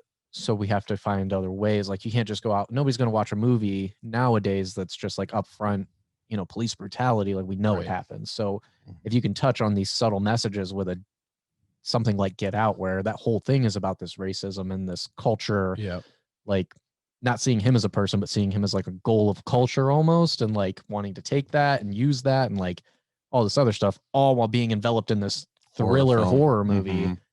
I mean, that movie is incredible. Yeah, no, I agree with all that. And I definitely think I would like over the next couple of weeks for us to highlight some of that, more of that stuff that's going on now, Black owned businesses and things like that. It's a good idea. Things that are people that are involved in movements right now, like the people that organize the George Floyd rally we went to, stuff that's happening currently. I know it's Black History Month and we're celebrating or talking about the history of the culture, but I think to Jesse's point, it's really important to push forward with what are we doing now to resolve and bring closure to everything that's going on, because we're stuck on the history of what was, but it's not excelling anything forward. Like we're stuck at that. We haven't moved past that point.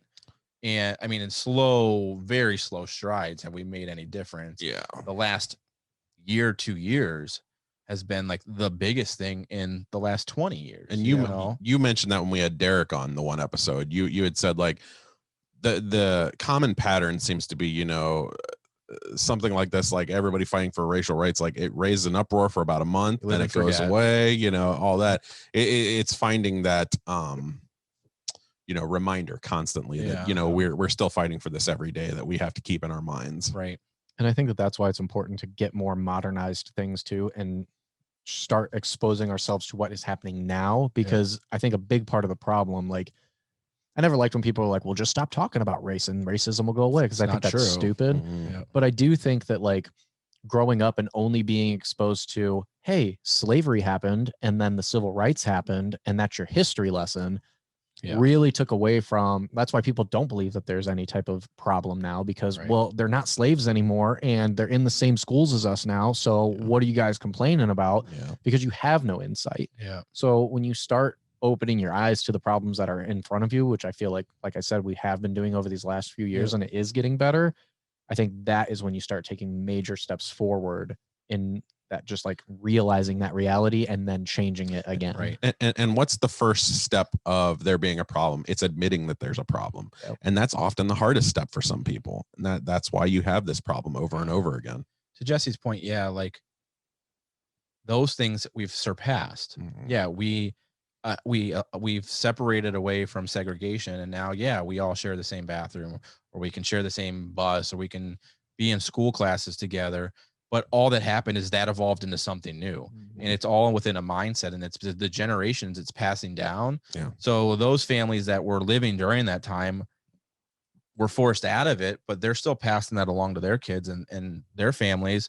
And now it's just in other aspects of things, whether it be getting fair pay at jobs or the ability to get jobs, because I think a lot of racism is built up within your mind, and it's like what's the right word? It's like a stigma. There's not actually we know there's no difference. We know that the color of skin doesn't mean anything difference between us, but people build up from what they've been taught.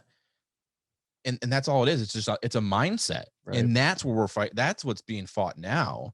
All of the equality of separation and stuff has gone away. Now it's just a matter of the treatment, I guess, realistically in a modern day. And that's what we're fighting for still, I think. Obviously. So it'd be, what are your thoughts on as a whole? Do you think Black History Month is beneficial, or do you think it has any negative impact? I mean, I can speak on two sides of this. One is myself, and it's totally cool with me, and I love it. I think there should be some exploration on those names and those familiar faces, or ones that should be familiar. But therein lies my problem, because I feel like we talk about the same faces over and over again, and they're legendary figures, and there's no way we should ever take that away from them. But I would like to dive a little deeper and kind of find out more about whatever Jesse's talking about, this guy, the peanut butter guy who invented peanut butter or whatever. Like, I don't know that story. That's I want to find out more about not necessarily the little known figures, but the ones that did drive the fight, though, still nonetheless. In any war, it's there's bigger guns and there's smaller guns on the ground. That's very strategic. I want to know about that strategy side of it. You can't tell me that since 1970s ish. When did Martin Luther King pass away? Do you know? 68, was it? Okay, so you can't tell me since the early 70s there hasn't been a really big name figure, a person that's been out there for that community. We don't know, we're talking about the same people. There's got to be other people within this movement that are their modern day Martin Luther King. Why aren't we talking about them? Why aren't we continuing to spread that message, but into today where we're still fighting the same issues, where it has not changed at all? Well, it's like there is stuff like that out there too. I remember nobody knew about Black Wall Street until this year. And I knew about it this year, but I only known about it because I saw a Vox video 2 years before that. You know what I mean? And the only reason that happened was because Trump wanted to go to Tulsa. Otherwise, nobody would know about that story. And Emmett Till, everybody knows Emmett Till now. Nobody knew who Emmett Till was until Kanye made that song about his car accident. And he said, "I'm scared my girlfriend's going to see my face like wire. Emmett Till." And so you have little things like that that are huge stories that nobody knows about. Because it's just never been taught. 10 years from now, is George Floyd going to be in my kid's history book? I would hope so. I would hope we would know about this, but who knows? The people who make these books and everything, nobody knows what their kids get taught. And that's one good thing about, my buddy Dan, who teaches our history classes. He makes sure that he goes above and beyond to hit on a lot of stuff like this. And it's not just the typical whatever. Buy the book. He doesn't go out of a textbook. He teaches what he feels is important and what's, it's great. Good, but it's definitely important for that exposure, because if your kid doesn't grow up learning any of that stuff, they're not gonna understand whenever there's a problem. And if it seems like there is no problem and you're complaining, then that causes animosity and things amongst that too. Right. It's taught. I mean, racism is taught. It's not something that you're not born into it, other than the fact if you're born into a racist family and then it's passed on to you. It's not, it's a character flaw. You know, it's something that that's perceived to you and then you can't see past, because it becomes ingrained in your mind. That's all it is. I mean, as far as it's not a disease, you know, like it's just a mental thing. Yeah. So we have to be talking about it continuously, and we have to try and break that stigma in the education. We have to be that, like, you know, our teachers play a very important role in that and being that advocate for change. That's right. Yeah, maybe not Jesse because he doesn't teach history or math or science. I'm not a math teacher or science teacher or a lighting specialist. But I really think that is such a, I don't want to say underutilized because education is obviously it's grooming our future generations, but that's, if we can grasp a hold of that early on and really advocate somehow within the educational system to push forward with that stuff, you can break some of that stigma, and it might have, you can raise those questions in kids' minds that if they're being raised in a racist household and they're hearing these stories from teachers, and maybe they go home and they ask their parents, well, this is what we're being taught here. And maybe that turns into a parent teacher conference war, but hey, it'll open the conversation. That's why I'd like to see just more individual classes geared toward like Black studies and stuff like that. So like, you know, just a class that's all about that. Like if you want to take Black studies in high school or something, like you can, that option is there. Yeah. Like I just feel like that should be, you know, to sweep that under the rug is not only so surprising because you know, we've talked about this. We look back on a history that we don't know about, you know, as we weren't taught any of this in school. Right. It's just baffling to me. Yeah. If we're going to teach all the things that we teach and that we're forced upon in white culture, then you should have no issue learning about it in Black culture. And if the people that have that issue are most likely the people that are already racist. Yeah. And they're not educated anyway. Right. Yes. And I don't think it should be optional in high school. I think it should be required. Yeah. I think there needs to be a Black history class that's taught in whatever it is, middle school or high school, whatever level of education you want it to be. Well, there's a million whatever you want to call it, courses diverse that don't history or matter. something. Like you go in and you teach American history, world history, government, and those are your three main courses. Yeah. Government, I think, is important.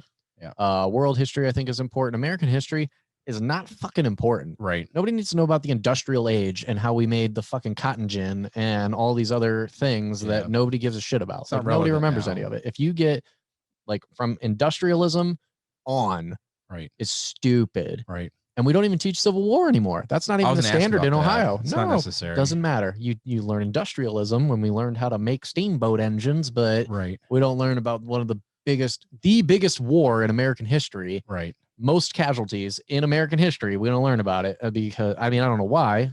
You got to think though. I mean, as more and more time passes on, like how far back in history are we going to teach for the things that are irrelevant? Like the Civil War at this point isn't super relevant.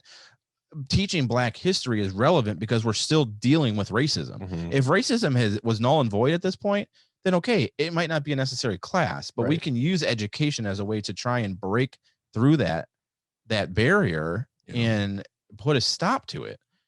Teaching the Civil War, what are we gaining from that at this point? What are you learning? It's still one of the biggest wars, for sure. But I guess Civil War is part of racism, though. I think they could teach that. And that's why I was gonna say it's very relevant. I would say they could teach that within Black history, though, within a Black history course. It doesn't need to be within world history. There's plenty of stuff going on within the modern age that have surpassed some of the things of our past. And world history turns into, I don't even know what the fuck they teach in that. I'm guessing it's all world wars. Like all history class ever is wars. Yeah. Wars happen all the time. Why the fuck are we teaching that? That's our history. That's just what it is. But that's also hard to think about. It's kind of hard, I guess, to figure out what you're going to pick and choose because of what the impact of today's society was based on world wars and the Civil War and things like that, you know, and World War was us fighting truly for our freedom. There's just such a skimmed through thing in high school. Like I could literally, you can take courses in college that are entirely based off of just the impact of slavery lives during the Civil War. That you can take an entire class entirely based upon just the all black regiments of the Civil War. Right. And you're teaching all of the Civil War in a 3-week block before you move on to industrialization and you go through all of American history in 180 days.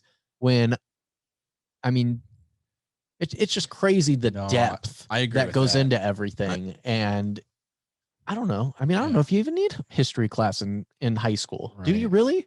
I guess I'm also wondering, why have I learned so much about like Greek gods and stuff like that? I've never met a Greek god, but you know, I live on a block that is black dominated, and I would like to know more about that side of things. That's a good point, though. What do we need to learn about Greek mythology for in middle school or high school? I've never met a god. Middle school or high school needs to be Tom Brady. You met Tom Brady? Fucking guy. Middle school and high school needs to be dedicated to life skills and stuff that is going to benefit you once you're out, prepare you for life outside of, if you graduate high school and you never further your education, you should be set up to be able to navigate life successfully, have a good understanding of the world you're going to be living in as an adult. Inheriting, Yeah. And then if you want to go to college and learn further about in-depth American history or further black history, or I'm sure there's a class based on just wars, you can do that. But in middle school and high school, life skills. You need to learn about finances. You need to learn about your culture. You know, I think a mix of both a black and American history, and basic life skills, you know, math and things, some basic science. But we go through so much topics in such a short period of time that it doesn't resonate. Nothing comes of it. And that's the thing, is in today's age with the internet and everything, like when we were growing up, we didn't have the internet, or it was just starting out. Like I remember like everybody was like, oh my God, AOL. Oh my God, Roadrunner. Like we can sign on in 3 minutes. Like now everything's in your hand. I can learn everything that I want to in a 20-minute video on YouTube about the basics of the American Revolution or the Civil War.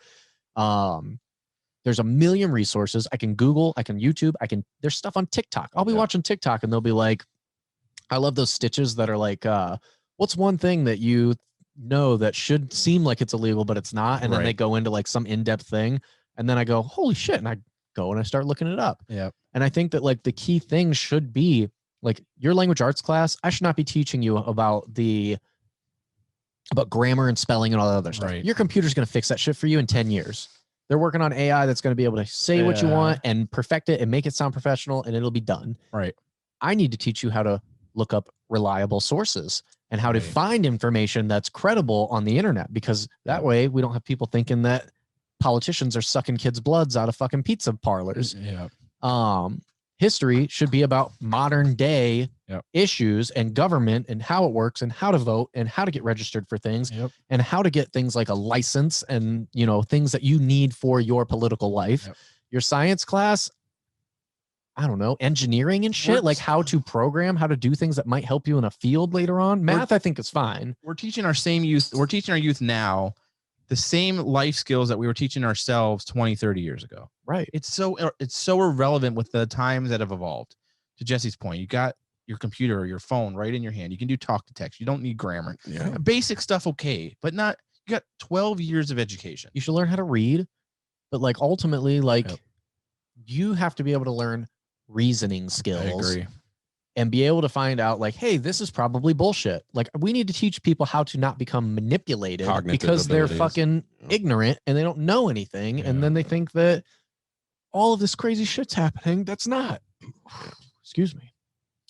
So, I mean, long-winded, but to the point, we all believe Black history is very important. We'd like to see it more evolved into our education system. Absolutely. And talked about more outside of just February, which I think we've gotten better about over the last couple years, but really evolving what that month is and progressing forward, not forgetting Rosa Parks or Malcolm X or Martin Luther King and the role that they played, but who are those names today? And, you know, who are those people that have replaced them, or not replaced, but took over, you know? So you just kind of made a point I wish I would have elaborated on. Go ahead. I was just, so now the reason I'm kind of against the month strategy is just that. So like adding to your argument, like it is forgettable because it's only 1 month, you know, in a bigger scheme is 12 months. So why does it just have to be a month? You know, like the thing is if you limit it to just 1 month, then it's there. You got it for 30 days, and then it gets out of your head. Yep. So for me, I would kind of like to see a persistence even after that. And I think that's our the nature of our culture today. We're so fast paced and quick, and it's live and forget. Like the George Floyd stuff. It's still going on in some of the bigger areas, but it was huge. Lasted 6 months. Yeah. It fizzled out. You still get talks about it here and there, but we haven't. Your Facebook isn't blowing up with it. When's the last time you heard about Ahmaud Arbery? I was thinking about that the other day. When did we find out what happened with that trial or what's going on with his case? Those things we talk about, and then it just gets overrun with something else. The election blew up and all the Capitol building shit. There's so much going on all of the time. Yeah. We have so many world crises, especially this year, and stuff going on that we're battling and constantly being distracted by, that it's so easy to forget. I think that I guess I basically agree to the point with you, Chris, is that I think I'm all for having the History Month and continuing to discuss it, but how do we further that? It's kind of like, is it almost just a gimme to say, we did it and then we move on at the end of that month? This isn't Breast Cancer Awareness Month. It's kind of not that that's not important, obviously, especially with my most recent life. I'm going through that. But Black history is such a big deal and so important to our society and culture today. It's like we really need to find a way to further that more frequently than come February. We have some big name people that discuss things or whatever, and then it goes away. Or we have a special on Netflix or something about it, and then it goes away. Ahmaud Arbery's 1 year anniversary of his death is coming up, February 23rd. Yeah. Wow. And what's going on? The most recent update is from the beginning of January. Everything's still making motions for certain things in the trial coming up. Yeah. The lawyers of the two guys, I don't remember their names because fuck them. Yeah. They're making a motion basically so that they cannot refer to Arbery as a victim because they think that paints a picture basically. So really nothing new.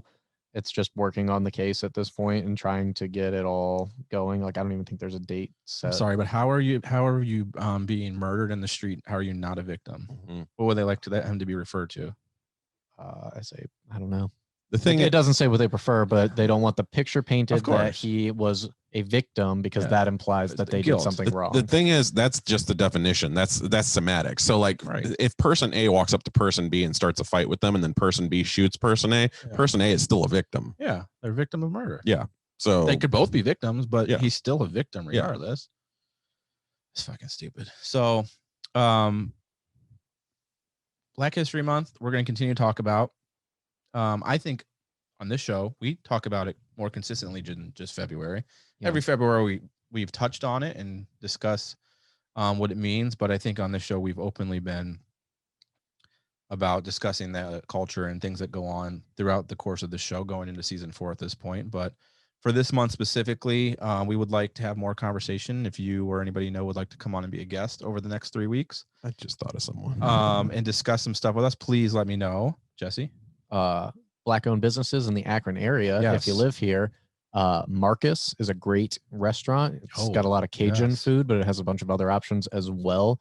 Guy is super nice. Went out of his way to let me try a bunch of stuff that I wasn't even ordering that day, just to just because he's awesome. So it's in the East End building, Goodyear East End, right next to LaBelle's, right by LaBelle's Barber Parlor. There's the brewery right there. Yep. As I get a message from HBO Max, celebrate Black History Month. Yeah. Yay. But that's actually a really good point from Jesse. So Marcus, but if you're a listener or whatever, if you know anybody that is a if you have any Black-owned businesses, we'd love to shout them out, discuss any of that stuff this month. We'll do it on the show or our page or whatever. We'd like to participate and help all that we can. So that's our segment for this episode. We'll have more on the next 3 as far as for Black History Month. We do want to quickly talk about the craziness of the stock market over the last week or so. Diamond hands, baby. Diamond hands. Jesse is retiring as a teacher because he won so much money from Dogecoin. Dogecoin. Doja Cat. Doge to the moon, baby. Doggy coin. So the big thing right now, was the shorting of GameStop, and that blew up because of Reddit. There's a short squeeze that happened, and people made a bunch of money, and people bankrupted, and a lot of mixed. And it wasn't just the hedge fund people that were bankrupted. Yeah, contrary to popular belief. Yeah, who else? A lot of people on Reddit. Oh yeah, a lot of fucking money. I'm sure. Because here's the thing: you take a source like a Reddit, Reddit is typically not conspiracy theory, but it's a forum page where people just blurt out random shit.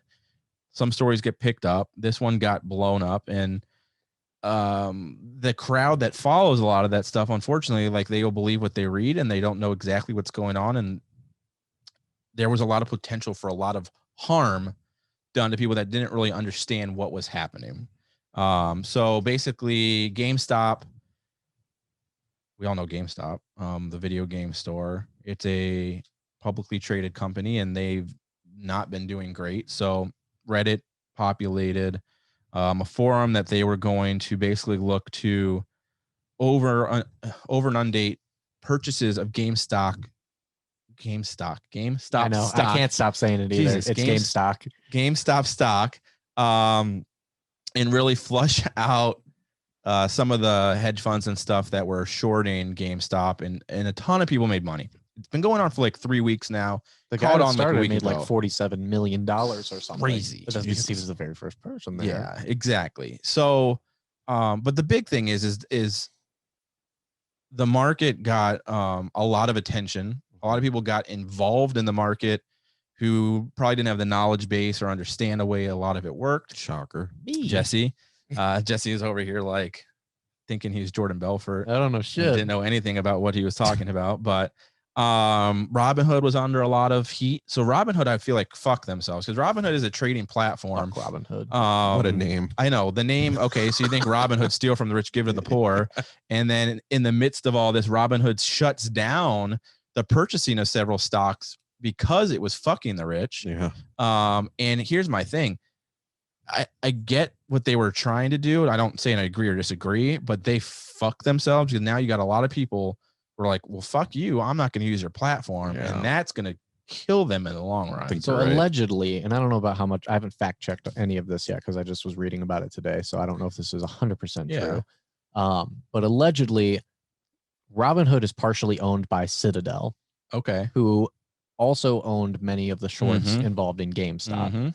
So what they were saying is that we're trying to protect themselves. When they did that, they re-upped on all of their shorts, and then they made it so nobody could buy, which drove the stock price down, and then they recouped all of their losses, their money which back. would have definitely been insider trading. Yeah. And I hope they burn for it because fuck them. They screwed my freaking AMC shares. I could have had hundreds more. Yeah.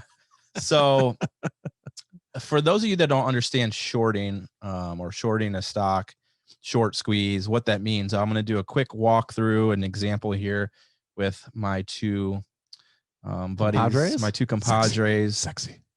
And we'll kind of explain what shorting a stock means. This lovely deck of Artistorot trading cards is going to be our stock. Aristorot. I need one of you to be a broker and one of you to be an investor. I want to be the investor. You want to be the investor? I wanted to be the broker. Okay, so Jesse, you're my broker. Take your stock. Okay. I have my stock. So Jesse is the broker. He has got one stock of GameStop. Yep. And GameStop currently is trading today for $4 a share. Because I've got $4 in my hand, and that's all. So we're going to use that as our example. So what's going on is I am an investor, and I know GameStop is doing awful. The market's doing awful with COVID and everything. People are buying games online. We don't think that the success rate of GameStop going forward is going to be very well. So I know that GameStop is trading at $4 a share today, but I think with the volatility of the market and the economy because of COVID, I think that it's not going to last, that maybe in the future, it's only going to be $2 a share. So I reach out to my broker, Jesse. Hi. And I say, broker, I want to borrow a share of GameStop from you. Jesse, my broker, has to locate a share because he doesn't have one. So he'll reach into the portfolio of other people that invest with him and say, he's going to borrow a share from them. Boom. And he's going to say, I'm going to give this to me, investor A. I'm going to loan it to you at the $4 a share it currently goes to. So I'm going to take my borrowed share from Jesse. Now, Jesse has lent me $4 in stock. I do need Jesse, but he's got to hold on a second. It's all good. I'll work with Chris. I can explain without you. Sorry, my broker broke the seal. Okay, so I've got my borrowed share from Jesse. This is currently worth $4. I'm not going to give any money to Jesse, though. I'm just borrowing this. However, in a short, most often, the broker is going to want some sort of collateral for that share so that they know that they're not fully out if something were to happen. So my share is worth $4. My broker is going to want a holding fee for that. We're going to say it's $1 in this case, just for the sake of it. So I'm going to take my borrowed share from my broker, and I'm going to immediately sell it at $4 a share. So Chris is interested in the market, and he thinks GameStop's going to do well. And I'm going to sell him my share, my borrowed share of GameStop at the current price of $4. So Chris is going to get my share. And he is now paying me the $4. And Chris has one share of GameStop stock that is worth $4. I've got my $4. I haven't put any money of my own in. I've got my $4 for the borrowed share, but my broker needs a holding fee. So he's going to take $1 of that, which leaves me with $3. GameStop plummets. We know they suck. They come out and they say their sales were awful and their stock plummets down, and now it's only worth $2. Mm-hmm. So I say, perfect. This dropped 50%. I'm going to buy my share I borrowed back from Chris for $2 of the $3 I have left. So now I've got my share worth $2. I still got money that I never gave. I have to sell this back to my broker, but at the current price of $2. So he takes it back, which leaves me the difference of the $4 and the $2. And I just profited $2 without investing any money. Make sense? Yeah. This is worth $4. I gave $0 for it. I sold it for $4, bought it back at $2, and I had to just give it back to my broker at the $2 cost. So I made the profit of $2. Now the flip side is what happened. That's called the short squeeze. So what happens is the reverse of that. I borrowed this stock for $4 and I sell it to Chris and he gives me $4 for it. Now what happens is everyone draws the stock in GameStop. They flood the market and GameStop goes up to $10. Okay. So now I'm like, fuck, I owe my broker this $4 stock. Yeah. I don't actually have the stock. I've got to buy it back. I can either hold out and hope it drops, or I get out now because the market, it's going up. I got to buy it back from Chris at $10 and I still have to sell it. I have to give it back to my broker. Yeah. So now I'm out the $10 plus the $4 share. So now I've just lost that money. That's a short squeeze when that market, when that stock boosts and I shorted it without anything. I didn't have any collateral. I didn't have anything for that stock. Mm-hmm. So that's what happened with GameStop. That brokerage firm shorted a ton of shares, and then they tried to recoup themselves by buying back all their shorts plus buying more shares in order to try and recoup some of their loss. So it's high risk. It's high risk in the aspect of you have the ability to make a lot of money because you're borrowing a share. You don't actually putting up anything. Mm-hmm. You know, it's not costing you anything. You're borrowing it from a portfolio that's not yours in hopes of a quick turnaround. But in the aspect of a squeeze, you have a lot of risk with low potential gain. So sure, I made $2, and in the grand scheme of things, whatever GameStop was at, that was worth a lot more money than a 50% gain or 100% gain because you had nothing in it. Mm-hmm. But the potential for risk is far greater. I can't believe people actually think this is like. People do it. The scary part is that even the purchasing of stock in itself, if you're getting in on a hype or a trend, you're putting yourself at a lot of risk. And that's what was happening with GameStop. So sure, it hit almost $400 a share, but it was only worth $30 originally. So you've got a trend in jump there. And once all that hype went away from Reddit, we know it's going to plummet again. And just today alone, it went down $80. Those people that bought in and that were riding it out thinking it's going to go. I mean, there's people that are probably the everyday person that lost a lot of money on this Reddit thread thinking that they were going to get rich, and they invested a ton of money thinking, all right, I'm going to get a quick profit. They held on too long thinking that it was going to continue to jump, and it doesn't. So if you're going to invest, one, don't short stock. If you don't understand investing, if you're not a broker, you really have no business trying to short a stock. It's just, it's going to be out of your wheelhouse of understanding and accessibility. Yeah. But if you're going to purchase stock, I think that that's something that is worth looking into and understanding. I think it's important to understand the stock market just from an economy standpoint and like how that works.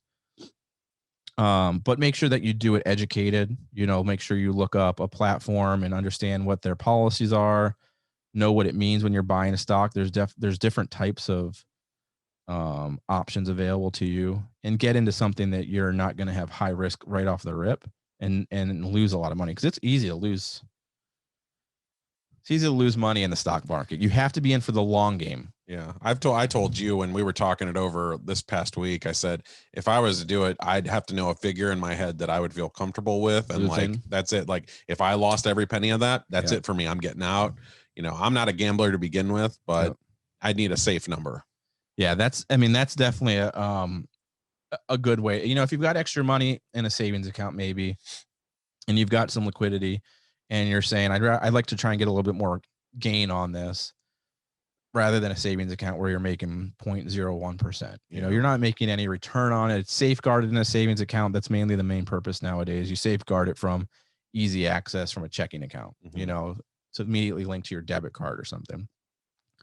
So if you're going to look to do that, start with a small percentage, test the waters, get more, a better understanding of how it works, and then you can slowly progress. You can always add to your portfolio.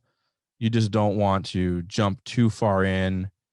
It's a gamble. I mean, like you said, it's a perfect example. You don't like gambling as it is. The stock market is a gamble, and you can't watch it daily, and you have to have patience in understanding that this is something that is going to evolve day after day, week after week, month after month. You're going to have great days and you're going to have awful days. And you have to know that you can't pull the trigger on one bad day. And this is different than GameStop, because GameStop was a fluke in the system because of a Reddit thread that pushed this up into a false revenue. Can I ask you a question though? So like with those what'd you call it? Short squeeze? Short squeeze. So with those short squeezers, like, they held on for too long. Couldn't they have had the same motivation? Said like, well, maybe, was just one bad day. Maybe it'll rebound, tomorrow. Under normal circumstance. So, but it's not a normal circumstance for Reddit to start a trend saying, hey, we're going to buy up a ton of stock in this, because you got to think, and that's the other thing that a lot of people don't understand. I don't believe is these companies aren't making money off of this. People had this false sense of understanding that when they were buying all this GameStop, that they were saving GameStop, that GameStop was making revenue off of these shares of stock that were being bought, and that GameStop was going to survive. GameStop gets nothing from it. Yeah. So when you are a business and you go public, it's an IPO, your initial public offering.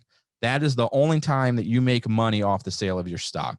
You go live and you say, I'm going to let Jesse walk through here really quick. Speaking of short squeeze. Did I miss it? Yes. By millions of dollars financial advice gone? Yep, you got out too early. So you got to think. So a company like GameStop wasn't generating revenue from this. When they went public, whatever year that might have been, they would have come out. They have a bank investment firm, a bank involved, and they say, we believe that the value of GameStop is worth X. And we're going to do your initial public offering off of what we believe to be $10 a share. That's what you're going to be worth. And they say, we're going to release 100 shares of that to the public to buy. So 100 shares times the $10. GameStop makes $1,000 off their shares. Yeah. And now the public and brokers and everything own all 100 shares. They now own a percentage of the business, and they can trade that amongst themselves on Wall Street. Now the purchasers, investors, and brokers are making money on the trading of that stock, but GameStop has already sold their ownership of them. There's no revenue stream for them at that point. Through Reddit, there was this false sense of we're saving GameStop, we're saving the movie theaters, we're saving whatever, these companies that were failing by buying this, and they're not. So people had this false sense of like what they were getting involved in, and not understanding that it was just a trend, that it was not going to last. I mean, there was people.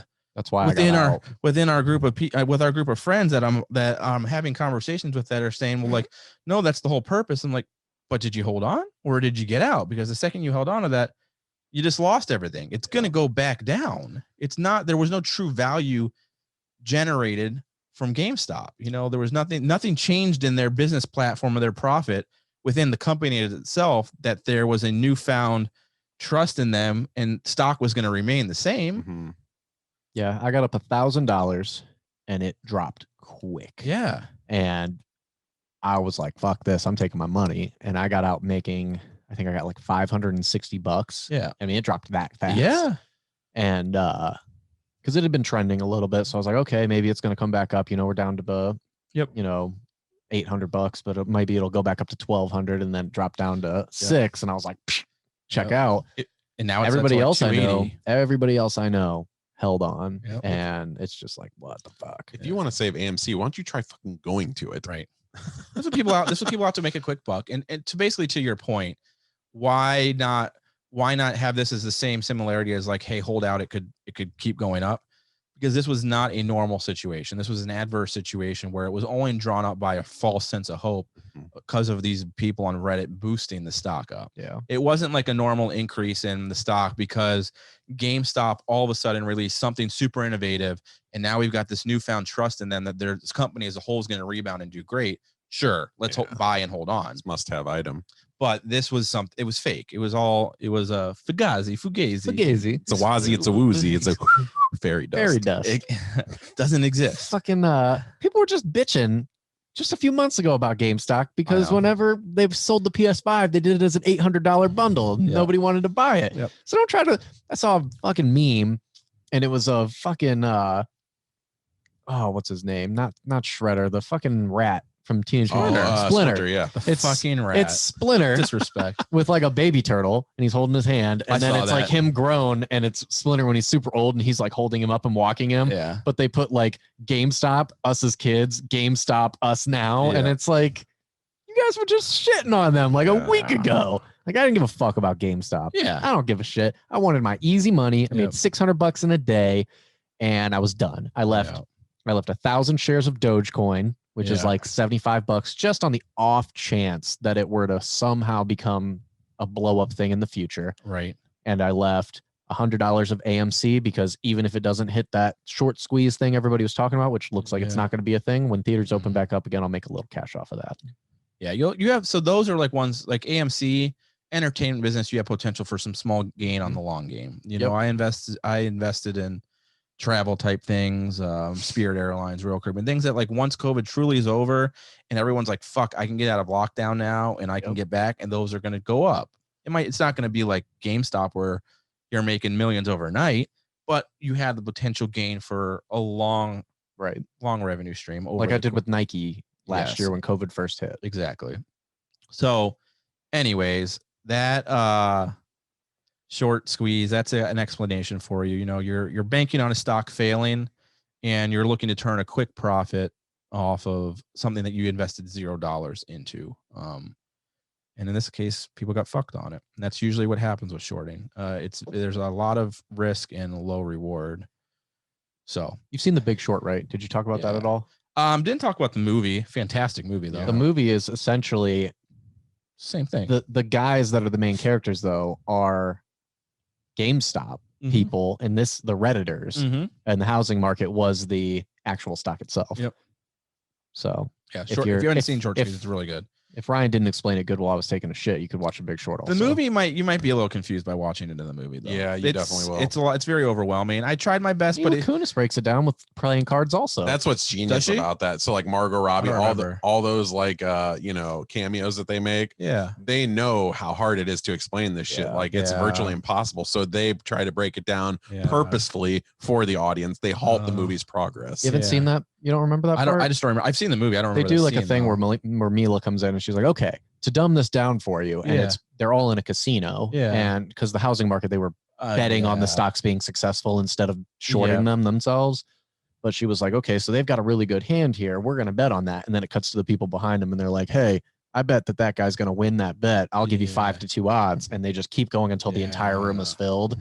And then he busts, and that's the housing market collapsing. Right. And those guys were shorting those stocks, so they make a shitload of money at the end. And Adam McKay uses celebrities because of our glorification of celebrities. So we will pay attention and hang on to every word that they say. Especially because Margot Robbie's on a bubble bath for hers. It's true. Shoot, I do remember that. Yeah. I gotta go back. It's a really good movie. I need to go back and watch it. It's gonna be a little tougher explanation. Go on TikTok or YouTube. You'll find a quick understanding of it. But long and short is you're borrowing something worth money that you paid nothing for. Someone's buying it from you at the current price. It's dropping. You're buying it back for half the cost, and you just doubled your money on a zero investment. You didn't have to do anything for it. And then you return the stock to the broker because you borrowed it from them. So you get half the price. Basically, you got to take your profit minus what you originally borrowed, and you're still left with half. 50% of zero. You made money on it. So I think that's all for Let's Get Social. Question. I know Chris has money mindfuck. That year, what was the movie that came out with The Big Short? It won Best Picture. Spotlight won Best Picture, right? Yep. Thought The Big Short. That was the same year as it. Big Short? Oh, I would have given it The Big Short also. Ooh. That was just like the year with Whiplash and The Revenant was that year too. And Birdman. And I thought Whiplash should have won and Birdman won, but that was very close, just like that year. Whiplash should have won. I thought so too. Yeah, Whiplash was, and I like Birdman, but Whiplash is a far better movie. Birdman was my second favorite movie that year. Yeah. But yeah. Check out The Long Short or whatever. It's a good movie. Big Short. Christopher, we're going to end the show. Jesse's got to get out of here quick here in a few minutes. Let's do our money mind fuck, and then we'll finish out. What's going on, sir? So here's the thing. Before I start this, I want to go around the room, and I want you guys to pick one thing that you like doing more than anything. You can get crude. That's fine with it. I don't care. Now pick one thing that you like doing more than anything in this world. As like a hobby? Either or. This is the greatest feeling that you get doing this. That's what I said. Yeah, that's fine. Jesse, it's a mature rated show. So, I mean, it probably is fucking, but I'm trying to think. Like we broke that seal.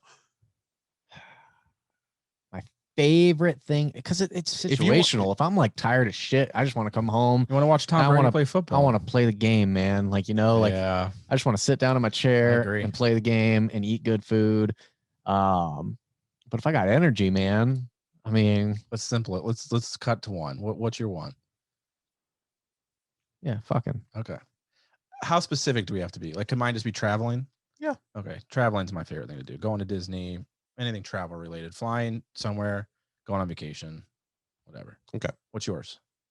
And it may not be relevant to the question, but what is yours? Watching movies. Okay. Yeah. Or I should say analyzing movies. Yeah. Okay. Wait, no, I changed mine. Arguing. Yeah, I get a fucking adrenaline rush from that shit. True. Winning an argument, man. This is going to be a good one. Yeah. So, how much would I have to pay you to never do those things again? What happens if I do? Like I lose the ability? You lose every cent that I've given you. So I'll give you the $1 million to start on this one, or the however much money you want to start. Yeah. And if you screw up once, you have to give it back. If you spend it or whatever. If you spend it, you have to still you owe me now. Okay. So quick question. Because all of our stuff is very specific. So like for you, would it be like a fucking TV movie comes on and you're like, oh, fuck, and you got to switch it really quick? Well, here's my thing. Or you just can't actively go out and watch a movie. So he said analyze. So I said analyze it. So I can't write reviews anymore. Oh, man. I mean, that's like tough because you love it, but it's so easy for you not to slip up and do like. And I can still somebody's gonna cut me off and I'm gonna be like, you're a fucking asshole. He'll be like, you're a fucking asshole. And then I'm broke. And I can still watch the movies myself. So like, but I just can't really talk about them. I can't like, so whether it's to you guys and you guys go, oh, how was that movie, man? It looked great. I go, I don't know. Can't talk about it. Yeah.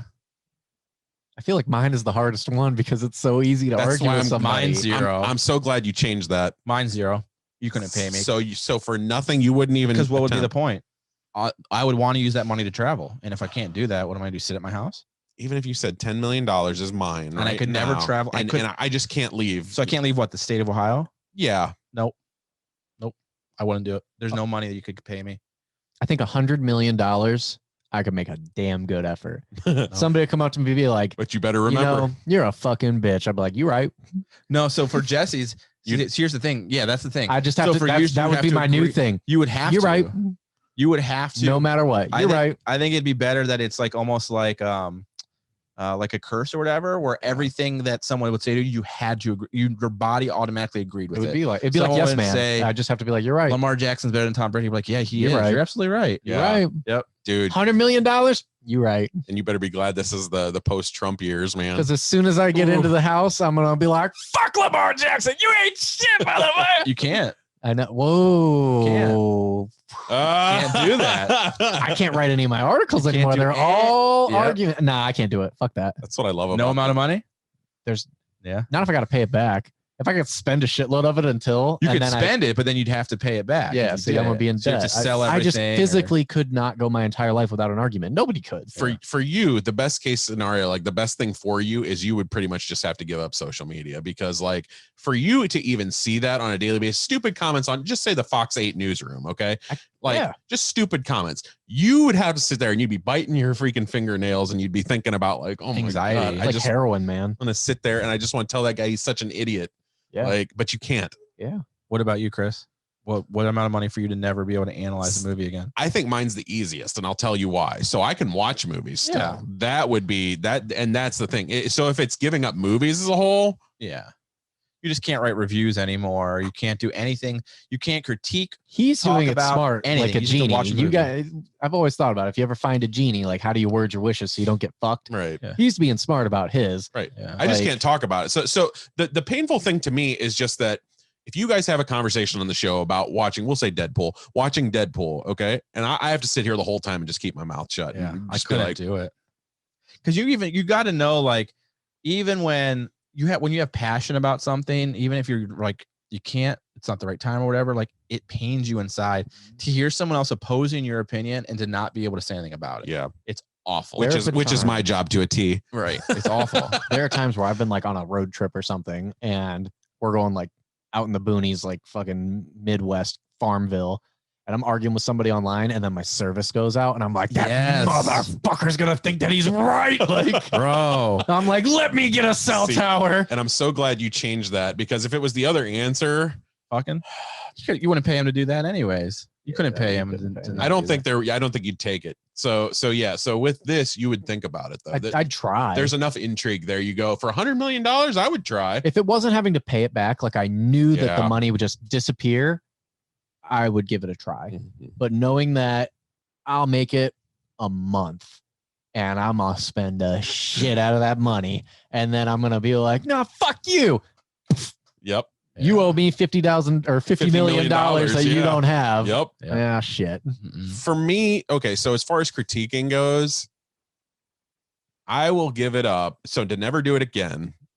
Not only could you never write a review again, but you had to read every one of Evan Poole's movie reviews in order to get your movie review. Well, that's not part of the deal. Hey, I'm just saying. Money mind fuck you back. That's not my favorite thing. Yeah. Now it is. It is now for that 100 million or whatever amount of money you wanted. For that, I'd need about 50. All right. You got to read them all, and you got to read everyone, and you got to leave a comment on it. What's your least favorite thing to do? Yeah. Ooh, work, obviously. That's not the least favorite thing for me. Something you hate doing. Every time, something you got to do, but you hate doing it. Man, that's tough. I hate There's not a lot of things I hate, honestly. I hate shoveling snow. Not enough that it's like life altering for me though. What is yours, Jesse? Do you have one that comes to mind? Not that comes to mind. I'm trying to think. There's not much there's not many things I hate. Paying bills. That doesn't really work for my situation. What's the question? Well, I was gonna say, what if instead of like you get to keep the money by giving up this thing, but in order for you to do it, you have to do the thing you hate most every day for the rest of your life. So that's good. You give up movies, you get to keep the money, but if you slip up, you have to read Evan Poole's. You don't have to pay the money reviews back, and give him great. I won't slip up. Praise I'm out, dude. You didn't. It's not movies. It's analyzed. That's true. You'll be done. I still get to watch movies. Easy. Yeah, I can do it. Like so my thing is, I'll stop writing reviews for life. Give me $20 million. I will stop doing it. You'll never have to hear from me again. Mm-hmm. Yeah, that's an. If I could do it for any written argument, I could do it. Verbal, I can't do it. But most of my stuff that I really like doing is comment sections, articles, things like that. Anyways, I could give up writing arguments. I just think for that $100 million. Money isn't. I'm not really driven by money. I need enough money to live my life, to survive, pay my bills, and be comfortable. But to give up the thing you love the most for money, it seems kind of pointless. Like, $100 million, give up man? I'll find my way onto a network. I'll be on ESPN talking about it. Yeah, but I don't know. I ain't writing shit, but I'll be right there with Stephen A. You dumb motherfucker. This is not. Well, I guess I wouldn't be ESPN. HBO's ESPN. Think about me though. Like if I for say it was drawing, like if I got 100 million, but I could never draw something ever again. There's no way. You could pour it into a different thing though. Like if I love writing these arguments and doing this stuff for sports. That's like one of my passions. But if I couldn't do it for $100 million, I got other things that I like doing. I will learn a new skill that I've always wanted to learn with that type of money. Like there's nothing you can't do with that type of money. I'm just not very driven by money. I could become a not my driving force. What's the point of the show? It's never been this part of the segment. The segment. Yeah. I mean, I like it's fun to talk about, but like my life is just never like that's not my end game. But money is not the end game. It's not about you being frivolous and being able to spend. It's just the freedom to do what you want. Like with that much money, but you're giving up the thing you love to do the most. You're giving one thing up though. The one you love the most. Imagine what you could do with the podcast, with travel, with like if you never drew again, you could travel anywhere you want though. Yeah. Anywhere you want. Go for whatever time. You want to go to Hawaii tomorrow? You're there. There's no saving up for a year for your trip. You want to go live at Disney? Fucking do it, dude. Get a suite. Like no, it would be hard. I think the only thing that's agitating about drawing is he's sitting there and he feels inspired or something one day and he just goes like, man, you know, he sees LeBron James do an awesome dunk and he goes, man, I could fucking make that thing pop right now. Like it would be hard. It would be hard. I mean, realistically, if you showed up with a bag of money, it's $100 million. I mean, I guess I'd try and make it work. It would suck though. Like, I mean, I would just feel like I lost a part of my identity and like who I am. And like, that's an outlet.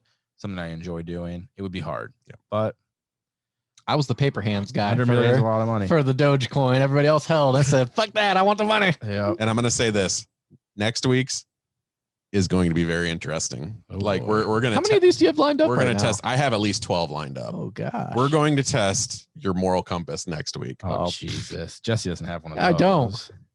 I'm gonna have to make a new freaking soundbite for Jesse. Kill a puppy just for next week. How much money? $1 million. I'd do it for $100,000. This fucking dude. We're gonna be exposing some people next week. Not this guy. I've got a heart. I'm a fucking softie, bro.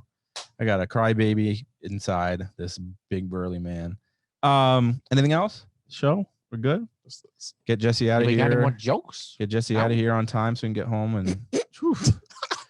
All right, y'all. That is season 4, episode 5, and we will catch you on the flippity flop. Thanks for tuning in, y'all. That is Made to Motivate podcast. Make sure you tune into the show every week. Like, share, subscribe, hit the bell on YouTube so you know when the new videos launch, and check out our Twitter, Chris the Film Freak Kessinger. Check out the Film Freak review page on Facebook, and I am Ryan Weiss. You can check out Rock Everywhere Inc. .etsy.com to follow my art and apparel page. We appreciate the support, and of course at Made to Motivate podcast on all social media sites.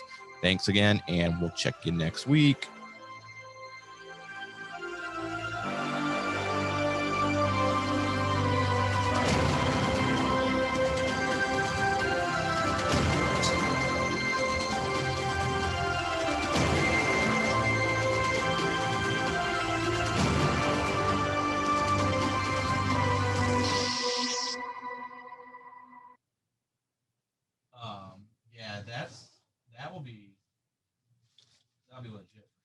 See how expensive it is?